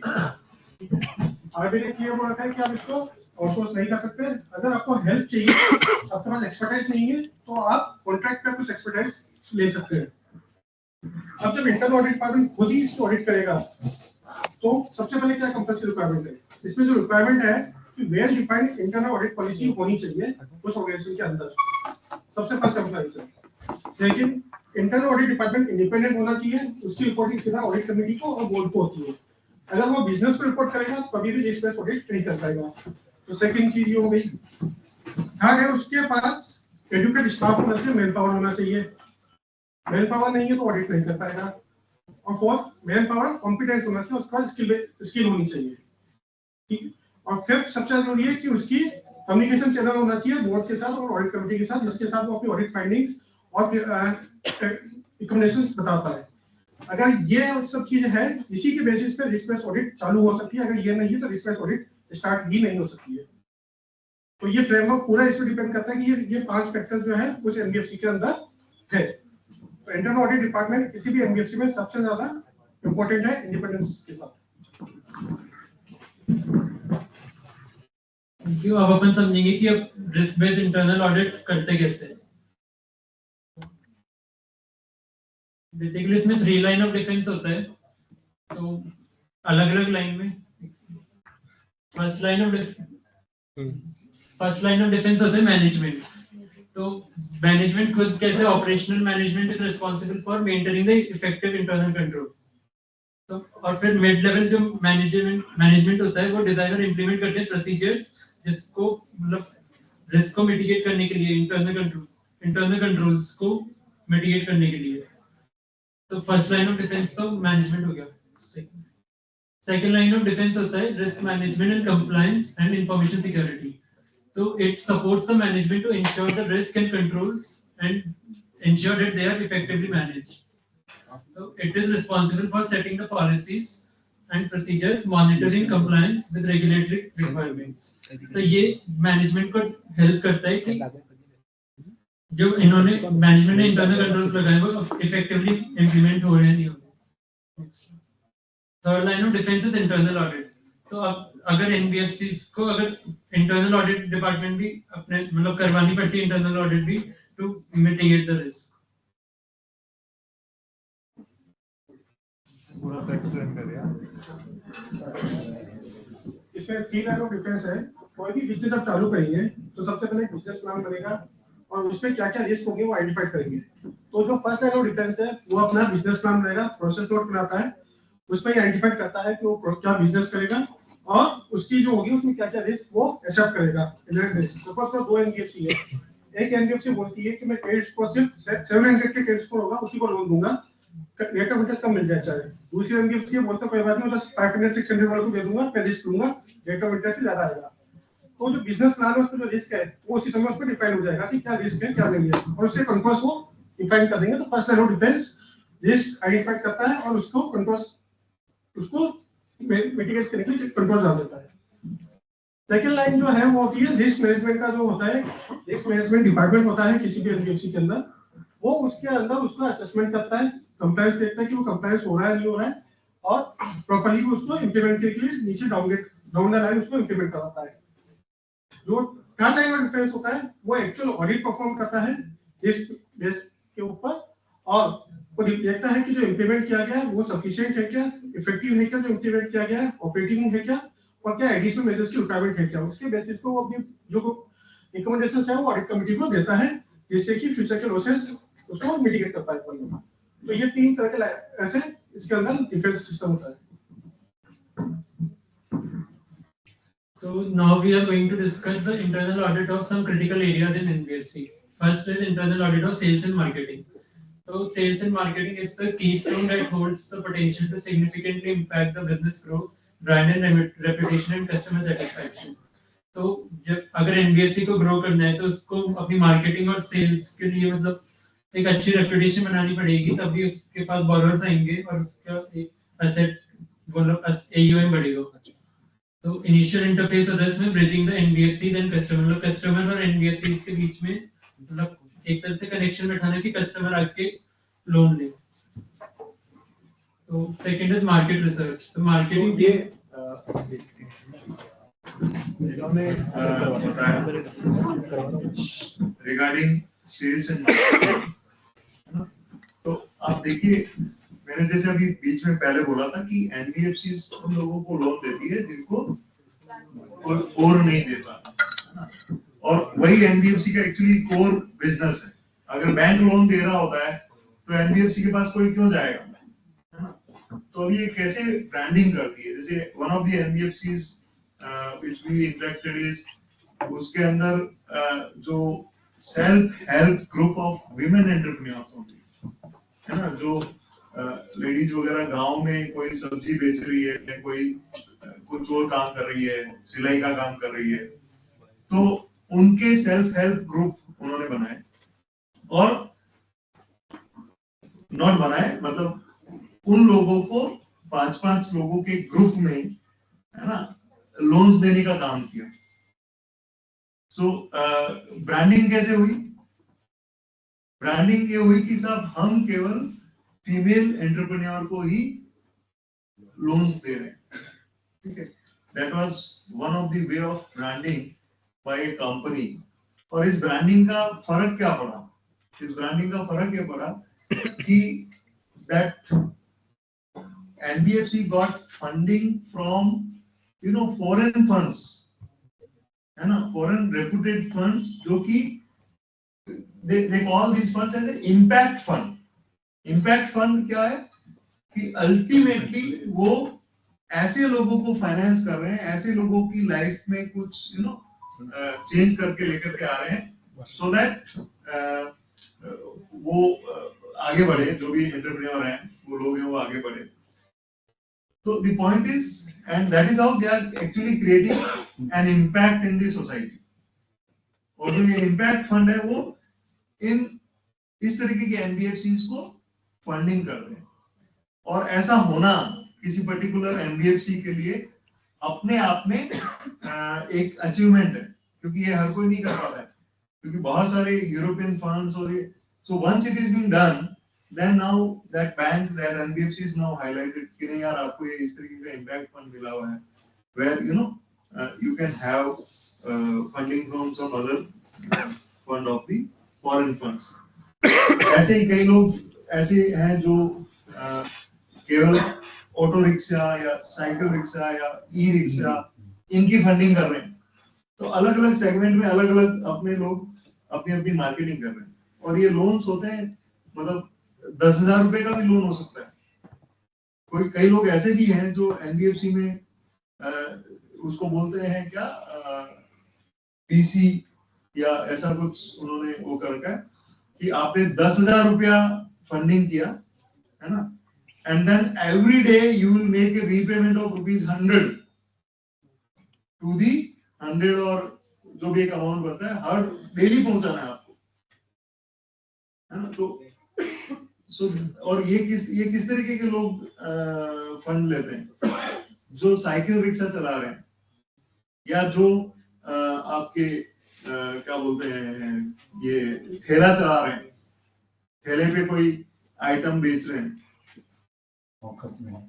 हॉकर्स, इन लोगों को ये फंडिंग कर रहे हैं. तो एनबीएफसीज का मतलब अपन आप सब बड़े कॉर्पोरेट्स में जाने वाले हो, बट ये जो नीचे वाली चीजें हैं, ये भी आपको ध्यान में होनी चाहिए कि अरे इस तरीके से भी देश चल रहा है. So now how do they actually identify these people? कहाँ तक उनको जाना होता है, so that a proper reputation is created. तो कई बार लोग बोलते हैं कि साहब ये एनबीएफसी जितना चार्ज कर लेती है, चार्ज करना sometimes it is justified, because ultimately whosoever is taking this risk, क्योंकि सारे लोन्स हैं वो most of these loans are unsecured. And to identify the customer is again a customer आपके पास आता नहीं, आपको कस्टमर के पास जाना पड़ रहा है, जाके देखना पड़ रहा है, यार इसको जरूरत है दो, आपको अपना ऑफिस रिमोट लोकेशंस में जाकर के और खोलना पड़ रहा है. So that is how these NBFCs are actually, trying to find the customers. उनको पूरा अच्छा, ये ऐसे लोग होते हैं जिनको फाइनेंशियल ट्रांजैक्शंस क्या होते हैं ये भी नहीं पता होता है, कैसे पैसे जमा कराने ये भी नहीं पता होता है, और कैसे पैसे लेने होते हैं ये भी नहीं पता होता. To that extent, they need to give the education to them also. ये भी काम करना पड़ता है NBFCs में. So huge work at ground level is involved by NBFCs before they actually, find the customers. और अब customers में ये भी देखना पड़ता है, जैसे कई बार NBFCs के जो founders हैं उनसे बात होती है, तो पता चलता है कि साहब जो customers हैं, जो borrowers हैं, उन्होंने उससे तो उसे 1 लाख रुपए मांग रहा है वो एज ए लोन, बट जब उनकी सिविल देखते हैं या कोई और रिकॉर्ड देखते हैं तो पता चलता है कि उसने 10 जगह से और लोन ले रखे हैं, जो 5-7 लाख रुपए के लोन अलग है. तो now whether to fund such kind of customer और नॉट, क्योंकि अभी जो है इजी फंडिंग अवेलेबल होती है. And easy funding is what? Easy funding is not that it is at lower rate of interest. At those levels जो ये छोटे छोटे काम कर रहे हैं उनके लिए इजी फंडिंग वो है जो उनको पैसा दे दे, ब्याज कुछ भी ले, that is the easy funding for them.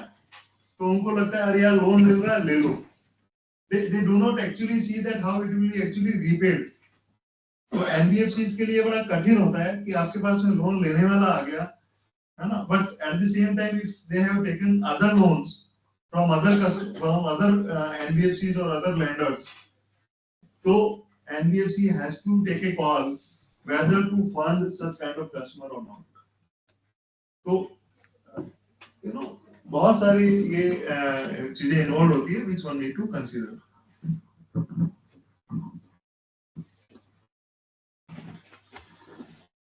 उसके लिए सबसे पहले एनबीएफसी मार्केट रिसर्च करेगी, जैसा सर ने बताया कि ऐसे स्पेसिफिक सेगमेंट को अगर पकड़ लिया और उसमें अगर एनबीएफसी की रेपुटेशन बहुत अच्छी होगी, for example self help group for the women, तो अगर उनको लगेगा कि अगर हमको पैसे चाहिए तो उसी एनबीएफसी के पास जाएंगे तो हमको इजीली मिल जाएंगे. तो उस तरह पहले एनबीएफसी को मार्केट रिसर्च करना पड़ेगा. तो this endeavor extends to analyzing competition, pricing strategy, market positioning, forming a holistic understanding of the market dynamics. Then engaging direct selling agent कि अब लोन तो देना है लेकिन अब देगा कौन, तो एक डायरेक्ट सेलिंग एजेंट होंगे जो जिनको भी लोन चाहिए, नीडी पर्सन होंगे, उनके पास जाके लोन के बारे में बताएंगे, उनकी फैसिलिटी जो भी एनबीएफसी दे रही है वो बताएंगे. So this strategic engagement allows NBFC to extend their sales tentacles into various market segments, ensuring a wider reach and more diverse customer base. So next is sales process optimization. So each stage of sales process from lead generation to customer onboarding is fine-tuned to ensure a smooth and enriching experience for the customer. अगर direct selling agent जागती रहती है, उनके पास उनको भी इतना train होना चाहिए कि वो एनबीएफसी जो भी उनको देना चाहती है बेनिफिट वो उनको अच्छे से कम्युनिकेट भी कर सके, और from the onboarding to the onboarding और जब तक उनको लोन नहीं मिल जाता पूरा प्रोसेस स्मूथ रहना चाहिए जिससे कस्टमर को भी कोई प्रॉब्लम नहीं. Now what are the major risks in sales and marketing? First is business risk. अब ये हो सकता है mis-selling, which entails the risk of selling unsuitable products or providing misleading information to the customer. अब जैसे direct selling agent जा रहे हैं तो वो भी मतलब मान लो कि रेट ऑफ इंटरेस्ट ज्यादा बता दिया कि भाई 12% है, उनको 14 बता रहा हूँ कि 2% मैं रखूंगा, तो वो भी मिस सेलिंग और मिस इन्फॉर्मेशन हो गई, तो ये एक रिस्क है.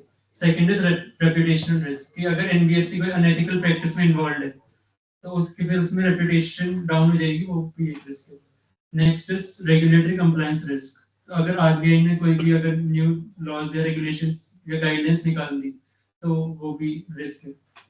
Next is data privacy risk. जैसा तुषार ने भी बताया था, तो रिस्क ऑफ मिसहैंडलिंग और मिसयूज कस्टमर डेटा. मतलब एनबीएफसी के पास डेटा तो आ गया कि आपने मान लो कस्टमर का पैन, आधार, उनके इनकम टैक्स रिटर्न्स, पूरा फाइनेंशियल डेटा अपने पास आ गया, तो उसको अपन मिसयूज कर सकती है NBFC. Next is fraudulent transactions. Fraudulent transactions तो वैसे भी आजकल तो बहुत ज्यादा ही बढ़ रहे हैं. Instances of fraud in sales transaction or misrepresentation can lead to financial loss and legal issues. अब इनको मिटिगेट कैसे करना है? सबसे पहले तो ट्रेनिंग एंड अवेयरनेस, जो भी डायरेक्ट सेलिंग एजेंट्स चाह रहे हैं उनको अच्छे से ट्रेन एंड अवेयर करा दो कि हम एक्चुअल कस्टमर को कौन क्या सर्विस देना चाहते हैं. तो conducting a regular training session to educate the sales and marketing team on ethical practice, regulatory compliance and data privacy requirements. Second is policy framework. एक पूरे SOPs बना लो, मतलब NBFCs को जो भी वो सर्विस देनी है उसके लिए पूरे पॉलिसी फ्रेमवर्क होनी चाहिए कि हम लोग तो कैसे कैसे रूट करेंगे. So that is establishing a well-defined policy framework that outlines the code of conduct, sales protocols, and compliance requirements. Third is customer consent and documentation. तो जो भी कस्टमर के पास डायरेक्ट सेलिंग एजेंट जा रही है मतलब लोन देने के लिए, तो उनके मतलब कस्टमर की कंसेंट पूरा डॉक्यूमेंटेशन वर्क पूरा प्रॉपर होना चाहिए. इससे मिस सेलिंग का मुझे आएगा, ट्रांसपेरेंसी बढ़ेगी, कस्टमर का अपने पे वो विश्वास बढ़ेगा. नेक्स्ट है डेटा प्रोटेक्शन मेजर. तो कस्टमर का जो डेटा है उसको प्रोटेक्ट करने के लिए implementing stringent data protection measure to safeguard customer data in accordance with the IT act और जो भी और भी एप्लीकेबल लॉज होते हैं उसके अकॉर्डिंग. अब इसमें इंटरनल ऑडिट में अपने को क्या करना है? तो given the criticality of this function in NBFC, conducting a thorough internal audit is essential to ensure regulatory adherence, financial integrity and operational efficiency. मतलब इंटरनल ऑडिट में अपने को उनके रेगुलेटरी रिक्वायरमेंट भी चेक करने हैं, फाइनेंशियल इंटीग्रिटी भी and operate वो जो ऑपरेट कर रही है वो इफेक्टिवली कर रही है नहीं कर रही है ये अपने चेक करना है. अब risk assessment and audit calendar. The risk assessment तो हो गया कि risk assessment has been carried for the function covering all the inherent risk. मतलब NBFC में जितने भी inherent risk हो सकती है अपन उस पूरे एरिया को maximum possible way में कवर करें. And audit calendar हो गया frequency of audit. मतलब अपन कितना frequently audit कर रहे हैं वो वाली चीज. Based on the severity of the risk assessment, the internal audit team will determine the frequency of audit and calendarize it. तो अब इसमें इंटरनल ऑडिट के प्रोसेस कैसा होगा?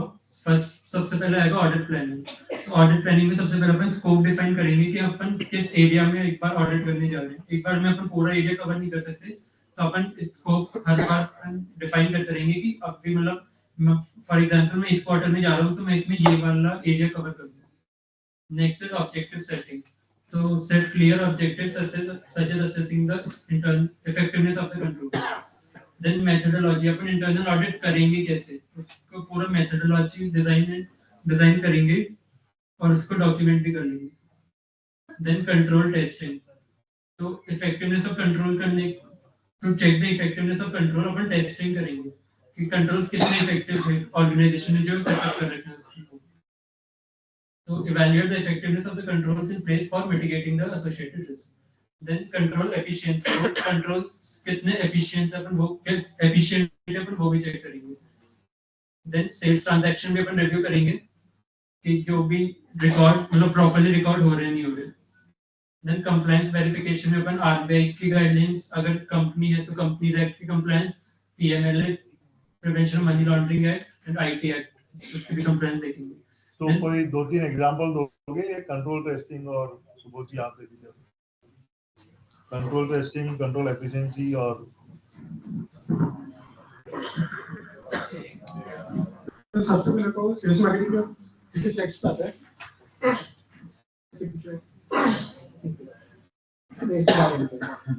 जो सेल्स और मार्केटिंग है वो सबसे पहले कस्टमर से इंटरफेस करता है.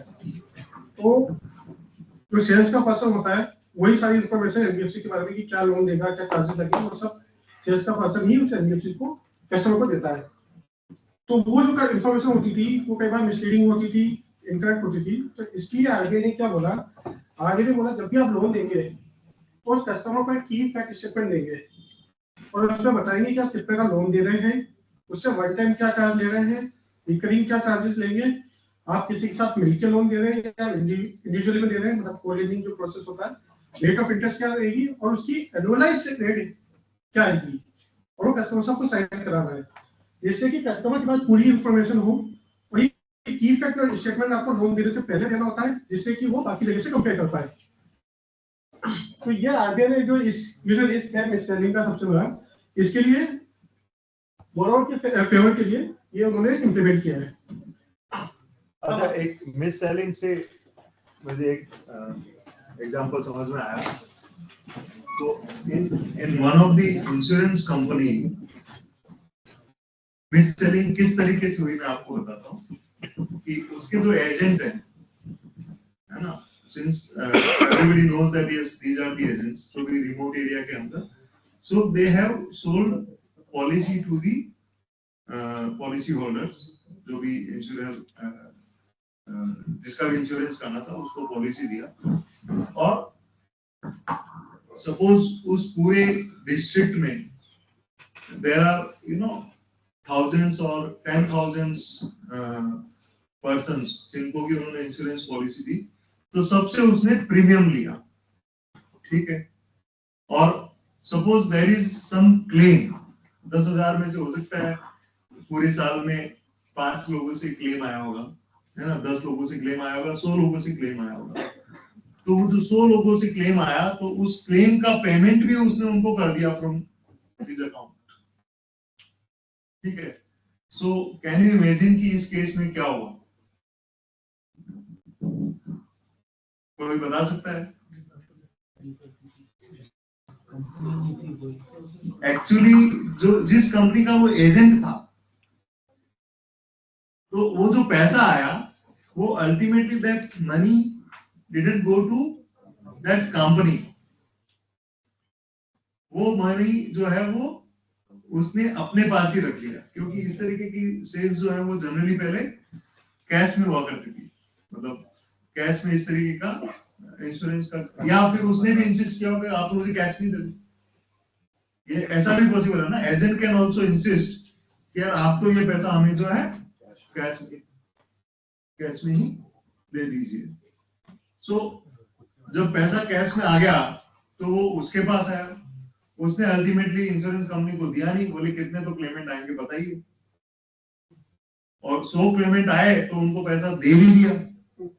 So the agent was actually parallelly running A insurance company, मतलब एक तरीके से इंश्योरेंस बिजनेस वो पैरेलल रन कर रहा था। तो ये ऐसा लॉस भी हो सकता है कि साहब आपने उसके ऑफिस में जाकर के और पैसे देने में तो आजकल इतने कंट्रोल्स आ गए, क्योंकि ultimately it is paid through bank account only, पर जब पैसे वापस रिकवर हो रहे हैं तो हो सकता है वो रिकवरी जो है वो आपका वहां पे जो इन्होंने कहा ना डीएसए डायरेक्ट सेलिंग एजेंट, वो रिकवरी कर रहा हो और पैसा एनबीएफसी के पास नहीं दे रहा हो, या वो रिकवरी कर रहा हो 2-3 महीने उस पैसे को खुद के पास रखता है और फिर बाद में जो आगे की रिकवरी होती है उसको जो पहले वाली रिकवरी हुई है उसके अगेंस्ट में पैसे जमा करा रहा है ना, क्या मेथड बोलते हैं इसको? Teeming and lending. सो ये सारी संभावनाएं भी एनबीएफसीज में रहती है कि वो कोई मान लो किसी को सेल कर रहा हो तो वो इस तरीके से कर रहा हो कि सब यहाँ तो एनबीएफसी ने तो 20% ही ब्याज लगा रखा है, वो 22% ले रहा है या वो 26% ले रहा है, तो this kind of mis selling में also be there to the borrowers by the direct selling agents. तो उसके ऊपर क्या कंट्रोल है ये आपको देखना चाहिए।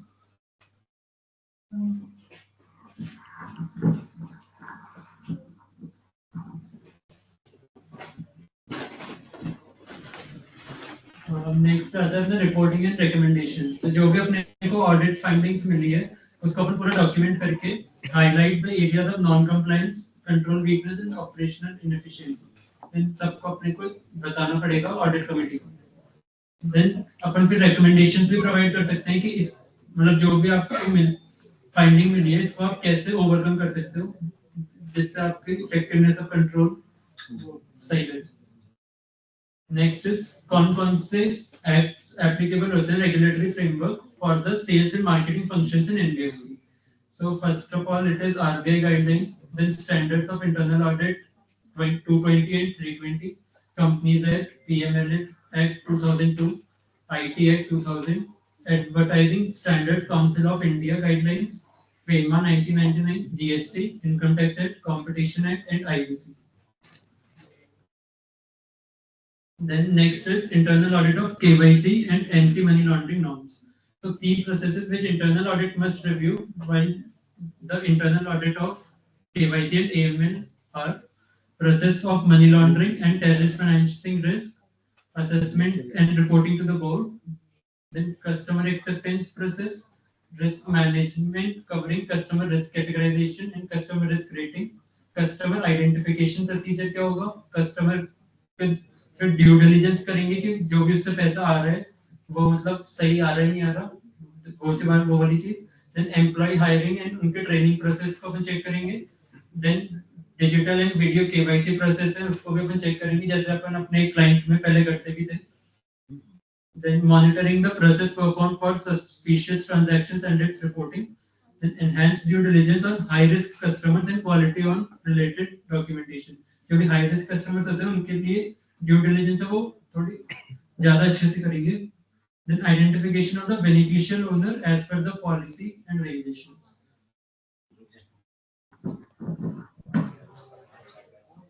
Very important topic KYC.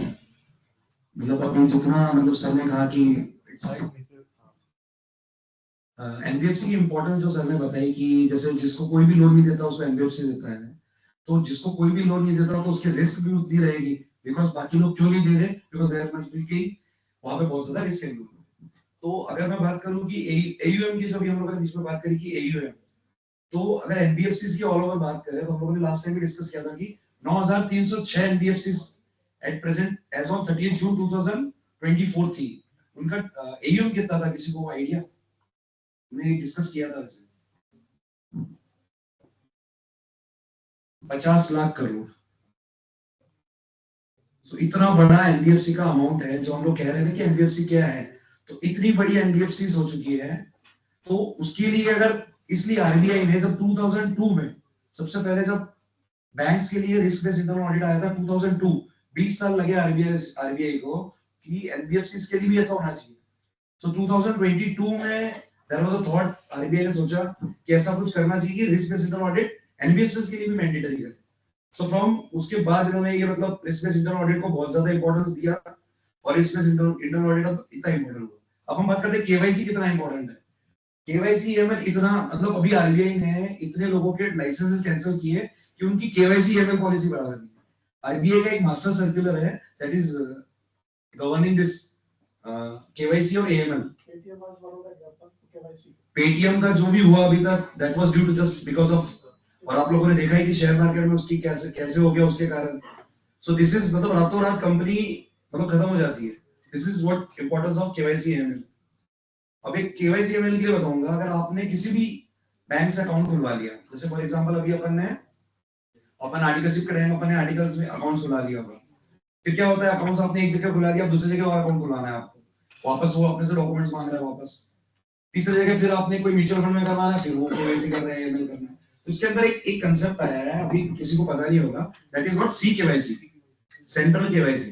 तो सेंट्रल केवाईसी एक, this is the common unique identifier number, कि आप एक बार अगर केवाईसी कर रहे हो तो किसी से भी, किसी भी फाइनेंशियल इंस्टीट्यूशन से कर लो, म्यूचुअल फंड कराते वक्त कर रहे हो तो कर लो, या फिर शेयर मार्केट में कर लो, कभी भी कर लो, एक यूनिक नंबर आएगा, that is the CKYC identifier number. आपके पास नहीं हो तो आप अपना सीकेवाईसी वेबसाइट है आरबीआई की, उसके ऊपर चले जाइए, आप डालेंगे तो आपको पता चल जाएगा कि जनरेट तो हुआ था, we were not aware of that number. तो वो नंबर अगर आप किसी को भी दे दोगे ना तो आपको वापस केवाईसी करने की जरूरत है। सो इसका इतना इंपॉर्टेंस है आरबीआई का केवाईसी का। बाकी ये सारी जो प्रोसीजर है सर्कुलर में बहुत इन डेप्थ में दी हुई है, this is very much importance कि कस्टमर को ऑनबोर्ड करना है, क्योंकि आरबीआई ने कंट्रोल वहीं पे लगा दिया कि कस्टमर कोई भी ऑनबोर्ड होगा तो कितनी उसकी कितना क्रिटिकल है कस्टमर को ऑनबोर्ड करना। ठीक है, देन अपने इंटरनल ऑडिट की अप्रोच क्या रहनी चाहिए, अपन ने एक बार पहले भी वो डिस्कस हो चुका है कि planning and risk assessment, then regulatory compliance, policy and procedure evaluation, customer का ड्यू डिलिजेंस, देन जो भी ट्रांजैक्शंस हो रहे हैं उसके अपन प्रॉपर मॉनिटरिंग करेंगे, then record keeping, training and awareness of the employees, then reporting and communication, follow up, and then documentation.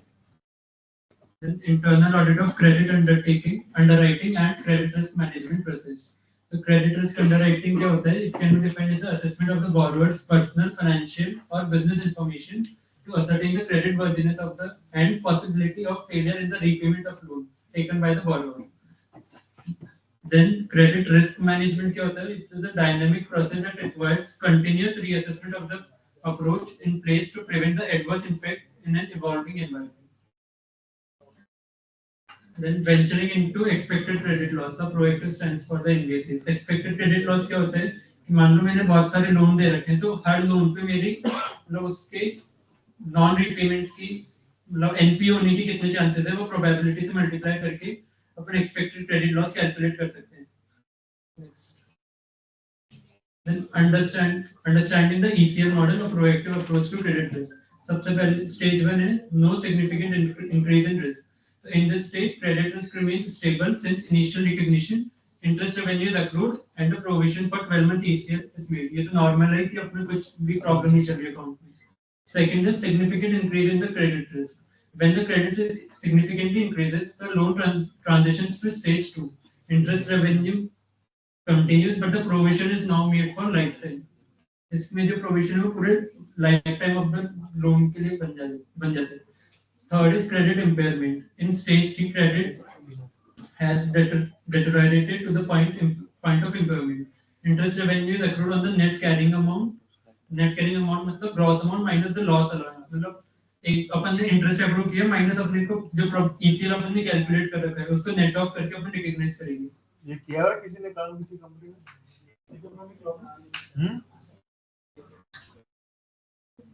समझ में आ गया तेरे को ये क्या है? स्पीकर है?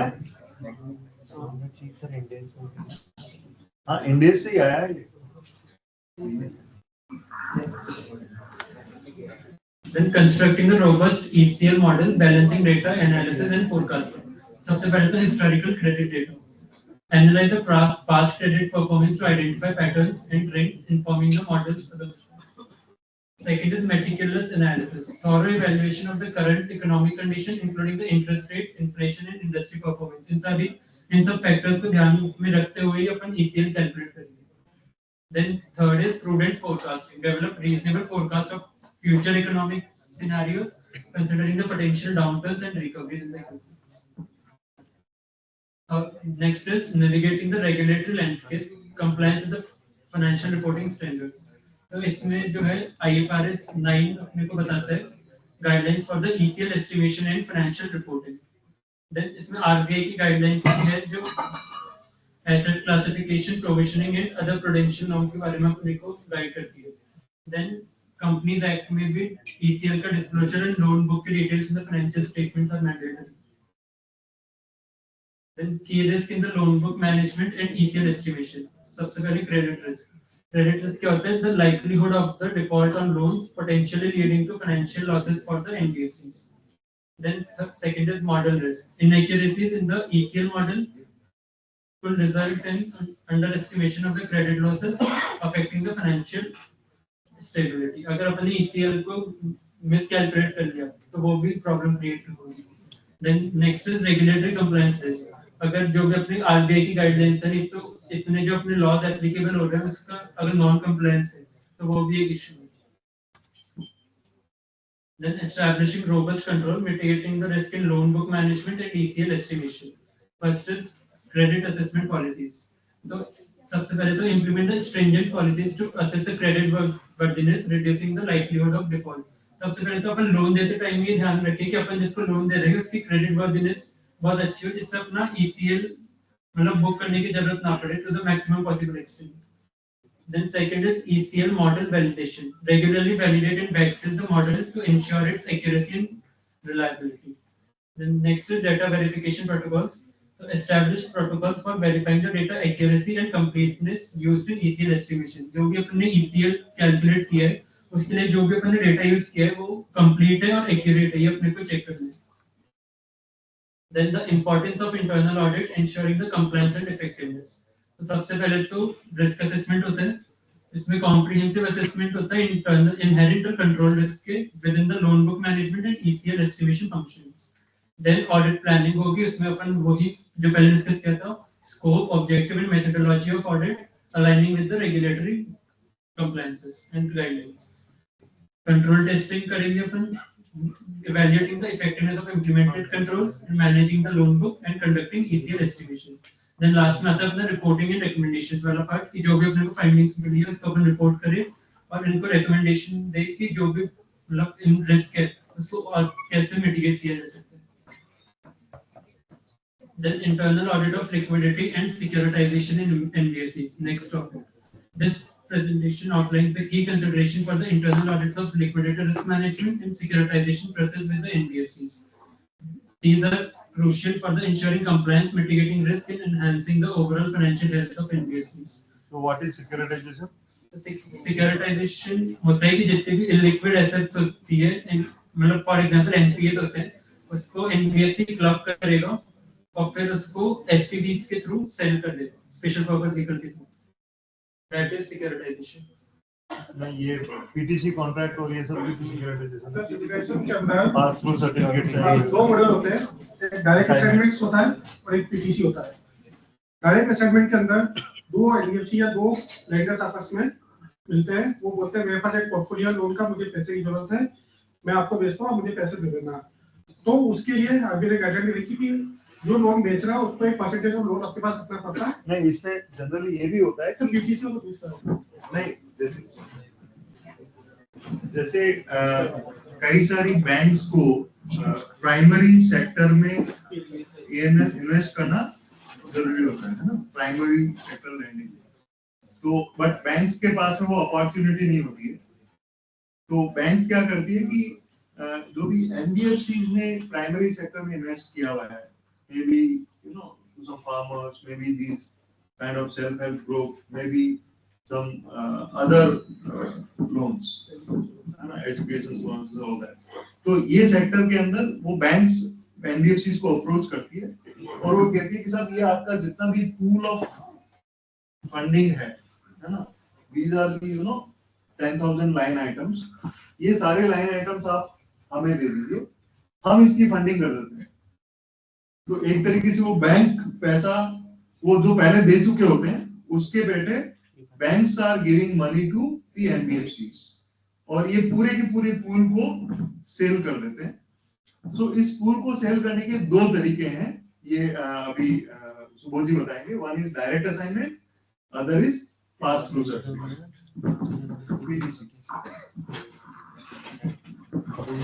तो जैसा सर ने बोला डायरेक्ट असाइनमेंट में सिर्फ दो ही पार्टी इन्वॉल्व होती है, दो लेंडर्स होंगे, तो वो एक एनबीएफसी बैंक होगी, दो बैंक होंगे, एक एनबीएफसी दूसरी एनबीएफसी होगी. तो इसके अंदर वो अपनी लोन बुक दूसरी एनबीएफसी को दे देती है और उसके अगेंस्ट में वो पैसा ले लेती है. थर्ड पार्टी का इन्वॉल्वमेंट नहीं हुआ. तो कस्टमर है वो फर्स्ट जो एनबीएफसी होती है उसी को पेमेंट करता रहता है और वो कनेक्ट करके जिसको उसने एसेट बेची है उसको पेमेंट कर देता है. This is the direct assignment process. अब जो दूसरा है पीटीसी, इसके अंदर तीन पार्टी इन्वॉल्व हो जाती है. इसके अंदर क्या होता है, जो एनबीएफसी होती है वो एक पूल बनाती है, पूल बना के वो एक स्पेशल पर्पस व्हीकल कंपनी बनाती है, उसके अंदर अपना लोन पोर्टफोलियो दे देती है. अब वो कुछ जो एसपीवी उसका पैसा कहां से आएगा, वो उसके अगेंस्ट में पास में सर्टिफिकेट इशू करती है इन्वेस्टर्स को, जिससे वो पैसा लेती है. तो इन्वेस्टर्स जो है उसके अंदर पैसा लगाते हैं और वो पैसा एसपीवी कलेक्ट करके जिससे उसने पूल लिया उसको दे देती है. तो इसमें तीन पार्टीज इन्वॉल्व हो गई और कलेक्शन जो होता है मेन एनबीएफसी करती है, वो एसपीवी को पेमेंट करती है, एसपीवी उसके बेसिस पे ऊपर रेट के साथ और उसको रीपेमेंट के बेसिस पे पीटीसी का पेमेंट कर देती है.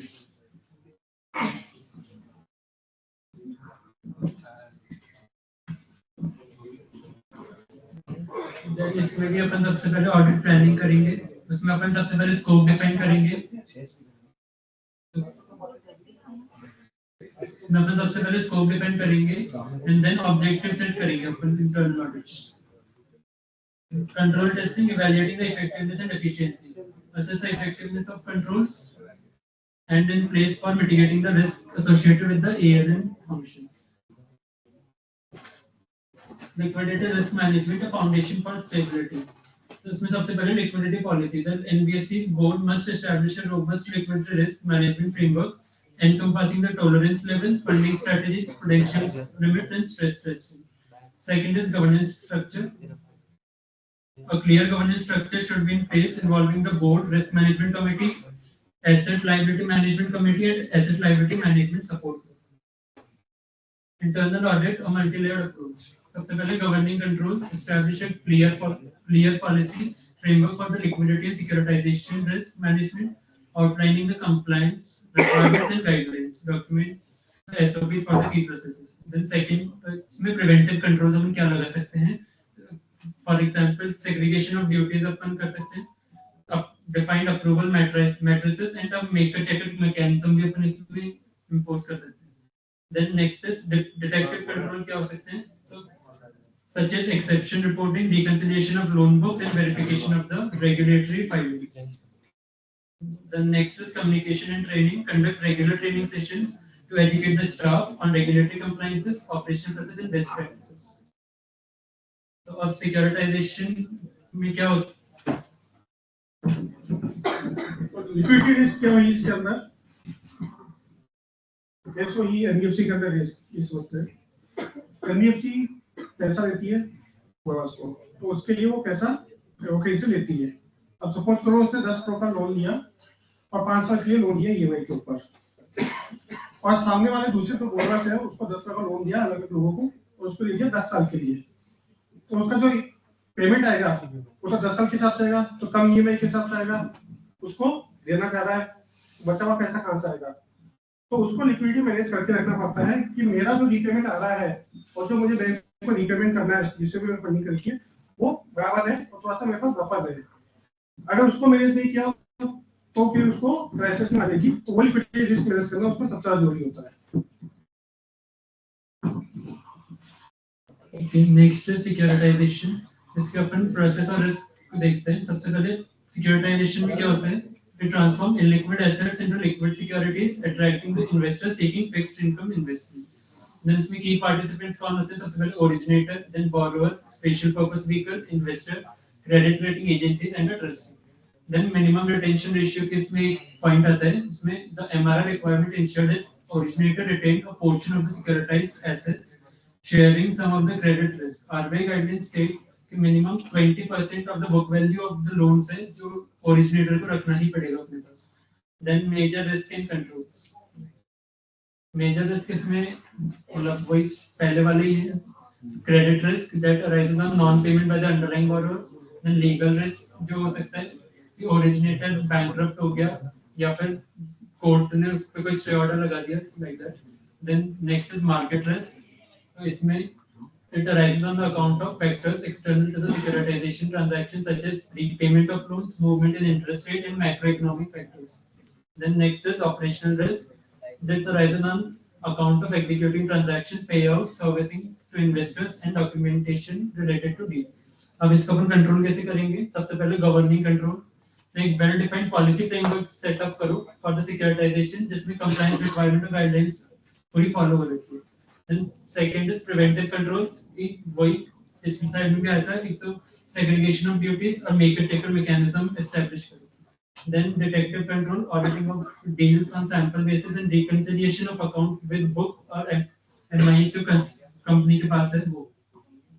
And then last है effective communication, conducting the regular training sessions, जो भी अपने पास जो भी employees अपने पास काम कर रहे हैं उनके regular training session अटेंड करने के लिए उनको बोलो और उनके लिए अरेंज करो जिससे उनको रेगुलेटरी और लीगल फ्रेमवर्क और जो भी एनबीएफसी में पॉलिसी में जो चेंज हो रखे हैं उनको पता दे। Thank you.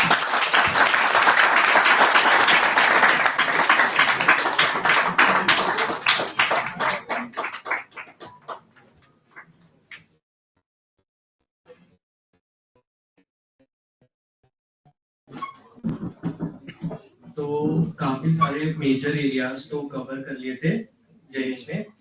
अब अपन बाकी के रिमेनिंग जो क्रिटिकल एस्पेक्ट्स है जो एक इंटरनल ऑडिटर कंसीडर करेगा for the internal audit purpose of NBFCs, वो अपन रिमेनिंग क्रिटिकल एरियाज कवर करेंगे, कुछ उसमें करेंगे कुछ अपन करेंगे। सबसे पहला तो एक है कि internal audit of outsourcing management financial services by NBFCs. तो इतनी देर से थोड़ा सा डिस्कशन बहुत मोनोलॉग वाला हो गया था, तो अपन एक टू वे कम्युनिकेशन करते हैं, कोशिश करते हैं, ठीक है। तो आप में से कोई भी मेरे को बता सकता है कि आउटसोर्सिंग से आप लोग क्या समझते हैं? कोई भी एक हाथ अपना खड़ा करके बोल सकते हैं। तो आउटसोर्सिंग से क्या समझते हैं आप लोग? इसमें एमसीक्यू है, अब तो बता दो। चलो ठीक है, कोई ना, मैं बताता हूँ। जैसे नॉन-कोर एक्टिविटीज, आजकल ये बच्चे जो है वो ग्रेजुएट्स के पेपर्स किसी और से सॉल्व करवा देते दैट्स वन अनदर एग्जांपल। हैं। आपने संडे टेस्ट करवाया होगा तो नहीं, संडे टेस्ट मैंने खुद नहीं किया। कल संडे टेस्ट करवाया। तो अपन आउटसोर्सिंग को समझने के लिए कलानी का एग्जांपल लेते हैं। अदर देन ऑडिटिंग अपन लोगों के पास काफी सारे असाइनमेंट्स आते हैं कलानी कंपनी के पास, for example filing of GST returns. तो ये एक प्रैक्टिकल एग्जांपल है किसी भी एंटिटी का, वो अपनी जो भी कंप्लायंसेस होती है रिलेटेड टू जीएसटी वो एक कॉलोनी को आउटसोर्स कर देती है। क्यों? क्योंकि कॉलोनी एक्सपर्टीज है, कॉलोनी के पास एक्सपर्टीज है इस नॉन कोर में, वो उस एंटिटी के लिए नॉन कोर है, पर कॉलोनी के लिए वो एक चीज कोर एक्टिविटी बन जाती है। तो यही चीज एनबीएफसीज में भी होती है। तो उसको इंटरनल ऑडिट कैसे करेंगे वो वाली चीज अपन डिस्कस करेंगे। सबसे पहले तो रीजन अपन डिस्कस करते हैं कि आउटसोर्सिंग करते क्यों है, ठीक है। तो पहला मेन रीजन होगा कॉस्ट रिडक्शन। कॉस्ट रिडक्शन क्यों? कॉस्ट रिडक्शन में सबसे पहले अपन देखते हैं कि जो एनबीएफसीज है वो कौन सी एक्टिविटीज को आउटसोर्स करती है। तो उसके एग्जांपल्स अपन देख सकते हैं, customer support services, loan processing services, ठीक है, बैक ऑफिस ऑपरेशंस, ये आउटसोर्स करते हैं, है ना। इसका फायदा क्या होता है कि कॉस्ट रिडक्शन कैसे होता है बेसिकली कि अगर मैं इन हाउस ये चीज इंप्लीमेंट करता हूं तो मेरी कॉस्ट ज्यादा बर्न होगी, क्योंकि मुझे हर एक चीज के लिए इंडिविजुअल एम्प्लॉय बिठाना पड़ेगा। यही अगर मैं आउटसोर्स कर देता हूं किसी और एंटिटी को जो कि उस चीज में कोर प्रैक्टिस करती है, तो कॉस्ट कम लगेगी, सिंपल कॉस्ट रिडक्शन। दूसरा क्या है? एक्सेस टू एक्सपर्टीज, जो मैं पहले डिस्कस कर लिया। अगर कॉलोनी के पास काम आ रहा है तो कॉलोनी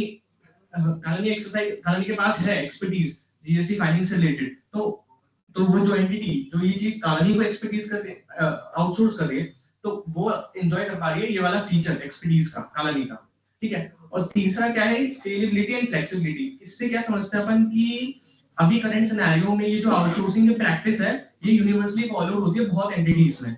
आप देखते होंगे कि आप Amazon वेब सर्विसेज, Amazon का एग्जांपल लेते हैं, आपको कोई भी प्रोडक्ट में कोई भी प्रॉब्लम होती है तो आप कॉल करते हैं कस्टमर केयर पे। तो आप लोगों को पता है ये कि Amazon की बैकएंड में जो बैठा है ये Amazon ने आउटसोर्स कर रखा है कुछ आउटसोर्सिंग एंटिटीज को, वहां से वो कॉल पिक होता है और वहां से आपको सारे जवाब मिलते हैं। तो ये क्या हो रहा है? ये एक मार्केट प्रैक्टिस है। तो एनबीएफसीज भी ये प्रैक्टिस करती है। तो ये वाली चीज क्या होती है कि आप मार्केट स्टैंड ले सकते हो, क्योंकि ये प्रैक्टिस आउटसोर्सिंग की कॉमनली फॉलोड है, ठीक है। नेक्स्ट। तो अब अपन देख रहे हैं कि some critical areas to be examined in the internal audit of outsourcing, ठीक है। पहले तो अपन ने देख लिया कि रीजन क्या होता है आउटसोर्सिंग के। अब क्रिटिकल एरियाज आउटसोर्सिंग में भी क्या देखना है इंटरनल ऑडिटर को, ठीक है। तो पहला है due diligence of service provider. इससे क्या समझते हैं अपन कि अगर कोई एनबीएफसी किसी भी नॉन कोर ऑपरेशन के लिए किसी दूसरी एंटिटी को आउटसोर्स कर रही है, तो उस एनबीएफसी का क्या प्रोटोकॉल और क्या प्रोसेस है उस आउटसोर्सिंग एंटिटी को सेलेक्ट करने का। वो चीज भी एक क्रिटिकल रोल प्ले करती है कि वो कैसे सेलेक्ट करती है कि ये वाले नॉन कोर एक्टिविटीज ये वाले आउटसोर्स इस एंटिटी को आउटसोर्स होनी चाहिए, वो चीज देखनी है।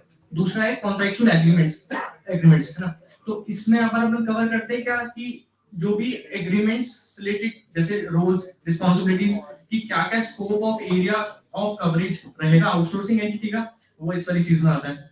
दूसरा डेटा सिक्योरिटी एंड प्राइवेसी। अब क्या होता है कि एनबीएफसीज बहुत वॉल्यूमिनस डेटा से डील करती है जो कि बहुत कस्टमर सेंसिटिव डेटा होता है। डेटा माइनिंग आजकल बहुत प्रैक्टिकली एग्जिस्ट कर रहा है, तो वो इसलिए होता है कि अगर वहां डेटा लीकेज हो जाता है तो एक मेजर इशू होता है। तो इस एक ये चीज होती है। दूसरा अगला एक एग्जिट स्ट्रेटजी। एग्जिट स्ट्रेटजी से अपन समझते हैं कि अगर अपन उस आउटसोर्सिंग एंटिटी से कॉन्ट्रैक्ट को टर्मिनेट कर देते हैं तो उस केस में अपन डेटा बैक रिट्रीव कैसे करें उस एंटिटी से, या फिर उसी वाले काम को किसी दूसरे एंटिटी को आउटसोर्स कैसे करें, वो भी एक एग्जिट स्ट्रेटजी में कवर होता है। अब ये अपन ने आउटसोर्सिंग पहले जो देखी वो थी फाइनेंशियल सर्विसेज की। अब ये है कि अगर कोई एनबीएफसी आईटी को आउटसोर्स कर देती है तो क्या चीजें देखनी है। अब जैसे अपन ने समझा कि as per the RBI the reporting entity here covers the NBFC, ठीक है। They shall conduct regular audits of the service providers with regard to activity outsource, ठीक है। अब उसमें क्या होगा कि ये जो ऑडिट की अपन बात कर रहे हैं ये ऑडिट आइदर रिपोर्टिंग एंटिटी यानी कि एनबीएफसी को एक्सटर्नल ऑडिटर अपॉइंट कर सकते हैं या फिर internal auditor, both ways this can be possible. तीसरी चीज क्या है कि हाँ, कि जो फ्रीक्वेंसी है इस ऑडिट की, ये वाली आउटसोर्सिंग एंटिटीज के ऑडिट करने की फ्रीक्वेंसी वो डिपेंड करती है कि nature of operation, nature of non core activity जो कि आउटसोर्स करी गई है, अगर उसमें रिस्क ज्यादा है तो ये वाली फ्रीक्वेंसी ऑडिट, इंटरनल ऑडिट की ये भी ज्यादा हो जाएगी, और अगर वो इतना रेलेवेंट, इतनी सेंसिटिव चीज नहीं है नॉन कोर एक्टिविटी जो आउटसोर्स करी, तो वो चीज कम हो जाएगी। Next is internal audit. तो वो तो अपन ने देख लिया था कि आईटी आउटसोर्सिंग में क्या क्या फैक्टर्स है। अब यहाँ पर ये क्रिटिकल एरियाज या फिर processes that should be carefully considered, तो है ना। तो ये एक है due diligence of service provider. ये तो मैंने फाइनेंशियल सर्विसेज वाले में डिस्कस करा था, बिल्कुल सेम पॉइंट है कि ऑपरेशंस को आउटसोर्स करने से पहले एनबीएफसीज का प्रोसेस जानना कि भाई क्या प्रोसेस वो अडॉप्ट करते हैं for choosing the outsourcing entity. ये वही वाली है ड्यू डिलिजेंस वेरियस, तो उसमें क्या क्या पैरामीटर्स लिखेंगे, जैसे quantitative, qualitative, other legal, reputational and operational factors. ठीक है। दूसरा है कॉन्फिडेंशियलिटी एंड सिक्योरिटी। ये वो डेटा वाला पॉइंट है जो मैंने बोला था कि भाई एनबीएफसीज का बहुत वॉल्यूम है, सेंसिटिव कस्टमर डेटा होता है, तो उसकी प्रोटेक्शन भी बहुत एक क्रिटिकल फैक्टर है, वो चीज कंसीडर करनी है। तीसरा है disaster recovery plan. Disaster recovery plan is like in case of some data attack और data breach, how it is possible that you have a proper backup, of your confidential data, तो वो चीज इधर consider करते हैं। ठीक है। और अगर इसके ऑडिटिंग एस्पेक्ट पे जाए तो अपन ने जो अपन आगे अपनी कोर ऑडिट में पढ़ते हैं, ऐसे 402 that is audit consideration relating to entity using service organisations.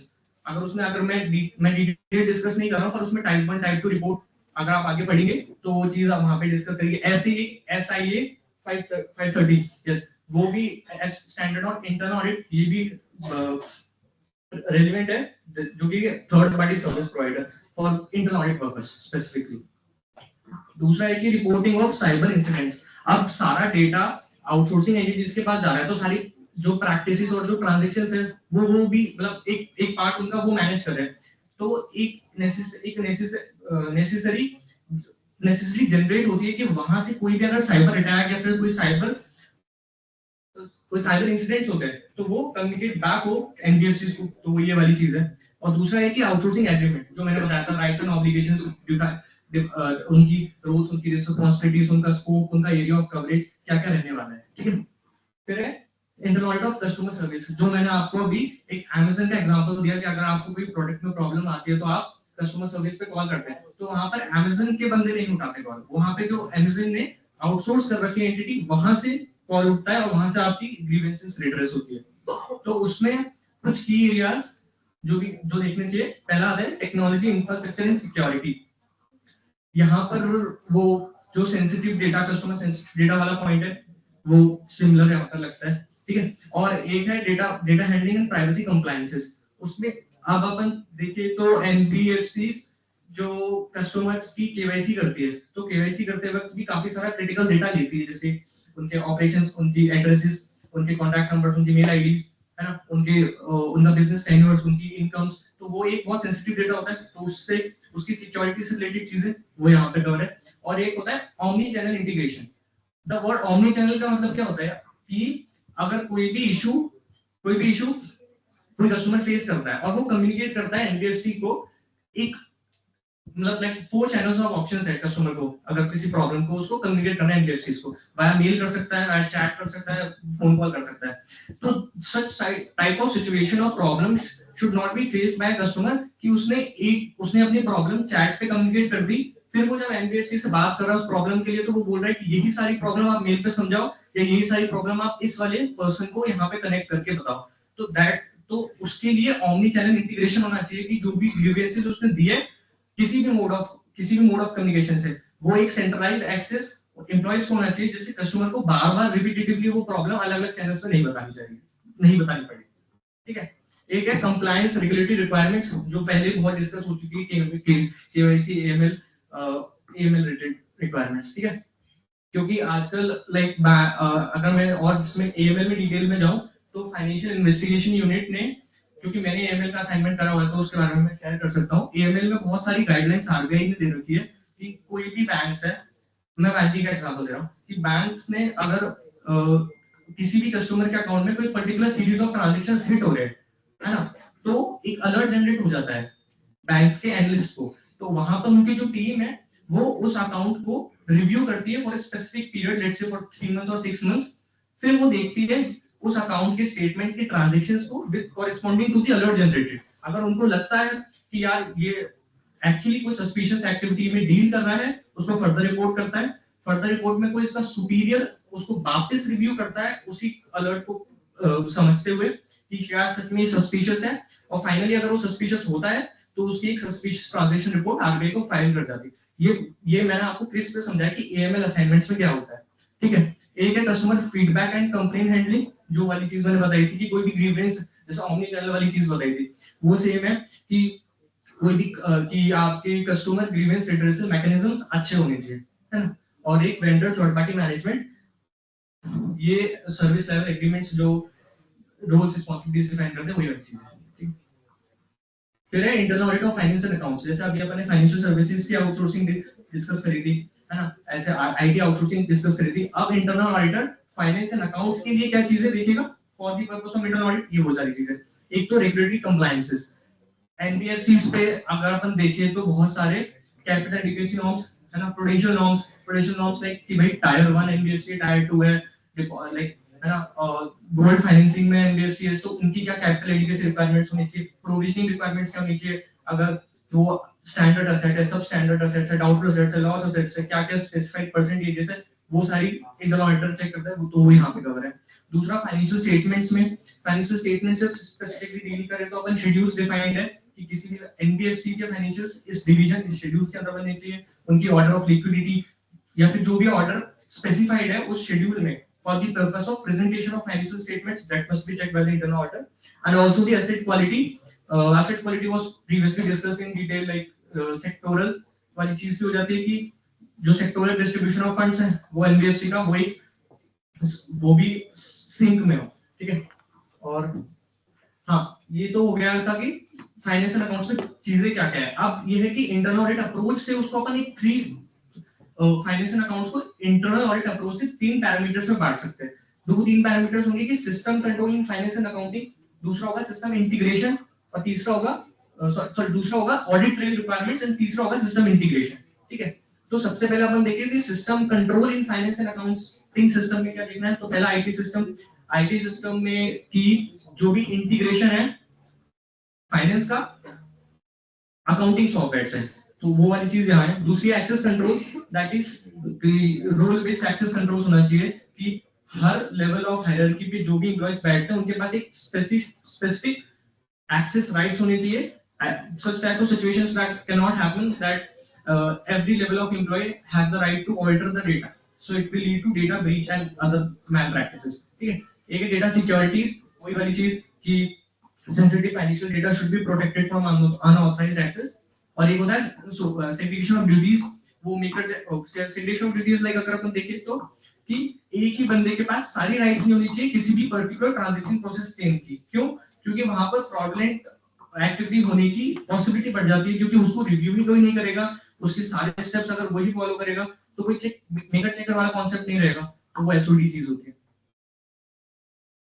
और एक बैकअप रिकवरी, जो कि मैंने आपको पहले डिजास्टर रिकवरी वाली चीज बताई थी कि डिजास्टर रिकवरी प्लान्स होने चाहिए in case of any data loss, so there must be proper protocols for backup of data, ठीक है। एक है audit trail requirements. Audit trail का मतलब अगर अपन बेसिक ऑडिट ट्रेल एक बहुत इंपॉर्टेंट चीज है जो कि फाइनेंशियल ऑडिट में भी बहुत लाइक रेलेवेंस रखती है। और ऑडिट ट्रेल को अगर हम बेसिक हिंदी में समझे कि होता क्या है कि कोई भी ट्रांजैक्शन रिकॉर्ड हो गया, उसके बाद किसी भी लाइक कोई ट्रांजैक्शन था उसमें जीएसटी का एस्पेक्ट रिकॉर्ड होने से रह गया, तो किसी ने उस एंट्री को ऑल्टर करा, फिर उसमें जीएसटी इनपुट की एंट्री ऑल्टर करके एडिशनली इंसर्ट कर दी।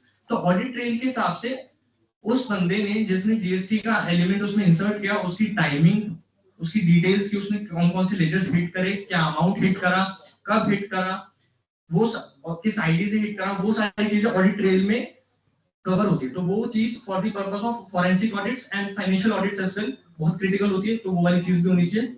और एक सिस्टम इंटीग्रेशन जो मैं पहले आपको बोला था कि फाइनेंस सिस्टम्स को ERP और customer relationship management basically CRM के साथ इंटीग्रेशन करें तो एक सीमलेस फ्लो होता है अकाउंट्स का और ऑपरेशंस का, ठीक है। फिर है अभी मैंने डिस्कस करा था finance and accounts of internal audit of finance and accounts, अभी गवर्नेंस एंड कंप्लायंस वाली चीज है। इसमें क्या है कि compliance function in NBFCs plays a crucial role in ensuring that company adheres to legal and regulatory requirements which RBI specifies। उसमें regulatory compliance है, जैसे कि NBFCs को बहुत सारे RBI guidelines, circulars, master circulars, directions के साथ कंप्लायंस होनी चाहिए। अदर कंप्लायंसेस भी होगी वो कंप्लायंस। एक रिस्क असेसमेंट कि in case of failure of any compliances specified by RBI, there is a risk that banks may lose their license to operate. So this is a very huge and intense risk. Other is reporting, that is NBFCs has major reporting requirements। जैसे मैंने आपको अभी AML का example दिया था, वहां पर भी एक रिपोर्टिंग रिक्वायरमेंट आती है कि सस्पिशियस ट्रांजैक्शन रिपोर्ट अगर मिलती है तो रिपोर्ट करनी, वो ये वाली चीज है। फिर आता है कि internal audit of risk including fraud and irregularity. यहाँ पर SIA that is Standard on Internal Audit 130 उसकी रेलेवेंस आती है। वो बोलता है एंटरप्राइज रिस्क मैनेजमेंट। बेसिकली वो स्टैंडर्ड बहुत डिटेल में डिस्कस कर सकते हैं। मैंने यहाँ पर एक लिस्ट चीजें ली है कि उस वाले स्टैंडर्ड के हिसाब से रिस्पांसिबिलिटीज ऑफ बोर्ड क्या रहने वाली और रिस्पांसिबिलिटीज ऑफ इंटरनल ऑडिटर क्या रहने वाली। तो responsibilities of board and management अगर अपन समझते हैं तो ओवरऑल रिस्पांसिबिलिटी फॉर, जो अपन ऑडिट में हमेशा शुरू से अपन को पढ़ा गया है कि design, implementation, maintenance of internal control is of management. Auditor की यहाँ पर कोई रिस्पांसिबिलिटी, जो ऑडिटर की रिस्पांसिबिलिटी है वो ये है कि वो इवैल्यूएट करेगा कि जो design, implementation, maintenance and operative effectiveness of internal control है वो है कि नहीं है, ठीक है। ये वाली चीज। दूसरी है कि कोई भी शॉर्टकमिंग्स आती है उसकी कैलकुलेशंस के हिसाब से, उसकी रिव्यू, उसकी इवैल्यूएशन के हिसाब से, तो वो उसको रिकमेंडेशंस देगा। That is the soul, that is the like modus operandi I would say of internal audit. और एक चीज है कि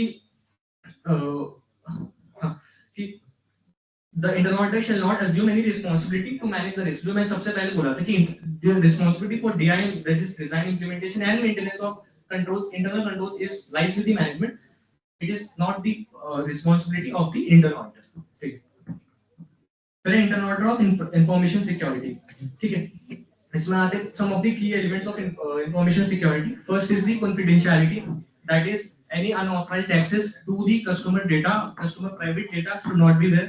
Other one is integrity। Integrity में क्या है कि the accuracy, completeness, consistency of the data should be there।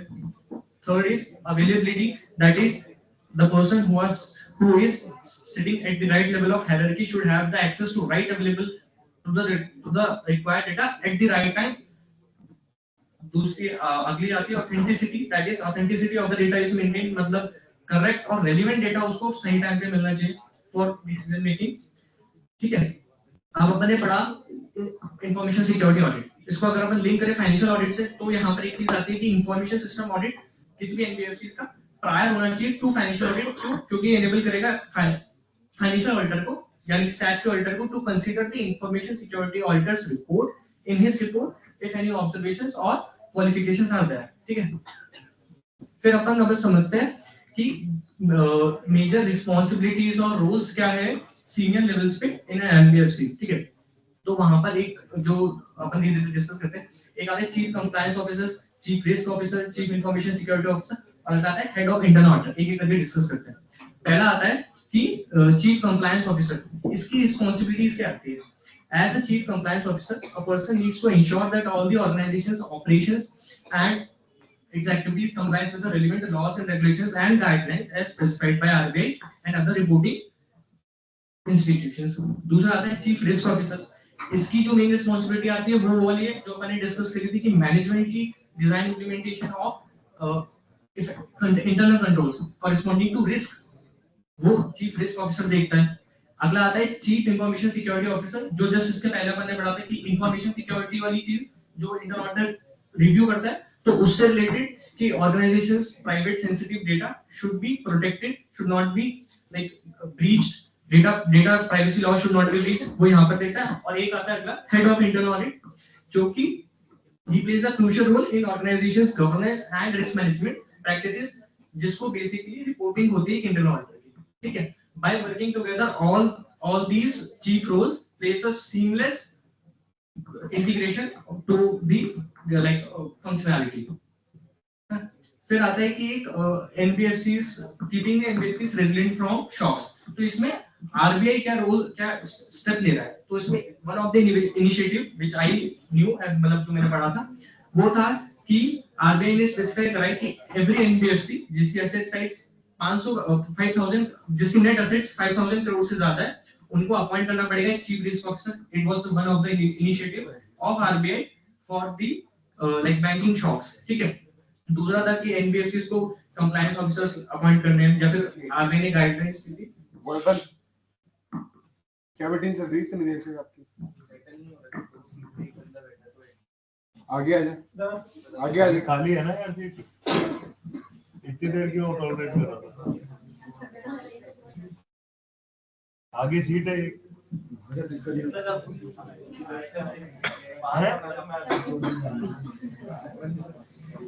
बैठने में बातें क्यों हो रही है? तो लिक्विडिटी रेशियोस है ना, coverage ratios related guidelines RBI ने जो स्पेसिफाई करी है वो भी एक इनिशिएटिव है for preventing the NBFC sector specifically from the shocks. It is resilience from shocks. ठीक है. अब अपन देखते हैं कि मशीन लर्निंग और आर्टिफिशियल इंटेलिजेंस का कैसे इंटीग्रेशन हुआ है एनबीएफसी के साथ. ठीक है. तो इधर क्या है कि NBFCs are using various AI algorithms to analyse the sets of data. तो आजकल जैसे आप बजाज फिनसर्व आप ईटी मनी यूज करते हो तो वहां पे आपको फाइनेंसिंग का ऑप्शन आता है बजाज फिनसर्व से कि आप ये फाइनेंस ले लीजिए. तो ये आप एक बार उसको रिव्यू करते हो. ठीक है. तो उसके बाद आपको वेरियस टाइम्स प्रॉम्प्ट आता है फोन पे, आप कभी वो एप्लीकेशन खोलते हो तो वो क्यों हो पा रहा है? वो एआई के कारण हो पा रहा है. तो ये एआई एल्गोरिथम यूज करके वो प्रैक्टिस फॉलो करिए. एक है voice and vernacular the next frontier. इसमें क्या है कि जैसे अगर अपन डेली प्रैक्टिस में एग्जांपल देखें, आप किसी वेंडर पे जाते हो, वहां पर आप पेमेंट करते हो उनकी पेमेंट क्यूआर स्कैनर को पेमेंट करने के लिए, तो वहां पर एक वॉइस आती है कि एक्स ये वाला amount is received in the individual amount. तो ये भी प्रैक्टिस ये फॉलो करने की रेप्लिकेट करने की कोशिश करी जा रही है फ्रॉम बैंकिंग सेक्टर. एक है वीडियो केवाईसी की. वीडियो केवाईसी से क्या होता है कि जो लाइक आइडेंटिटी फ्रॉड्स ऑनलाइन जो होते हैं उनकी जो चांसेस है और पॉसिबिलिटी उनकी फ्रीक्वेंसी बहुत लिमिटेड हो जाती है. क्यों? क्योंकि उनको आप उसको आप इमिटेट नहीं कर सकते वीडियो केवाईसी को. एक आती है chat box and robo advisors. इसमें क्या होता है कि चैट बॉक्स एक यूजर फ्रेंडली एआई टाइप सा होता है जिससे जो कि helps the customers to onboard itself without the need of any employee to the customer to the banking system, be it banking applications, banking website or any other customer related services. ठीक है. फिर एक आता है biometrics वो जो तो KYC में सारी ये तो बेसिक केवाईसी का पार्ट होता है कि बायोमेट्रिक्स और आईरिस टेस्ट वगैरह सारी चीजें. एक पीयर टू पीयर लेंडिंग है. NBFCs are potential recognizing the potential of P2P lending as an alternate investment venture. ठीक है. और एक मोबाइल बैंकिंग एप्स जिनकी भी एप्लीकेशन और रेलेवेंस बहुत ज्यादा आज के टाइम पे है. ठीक है.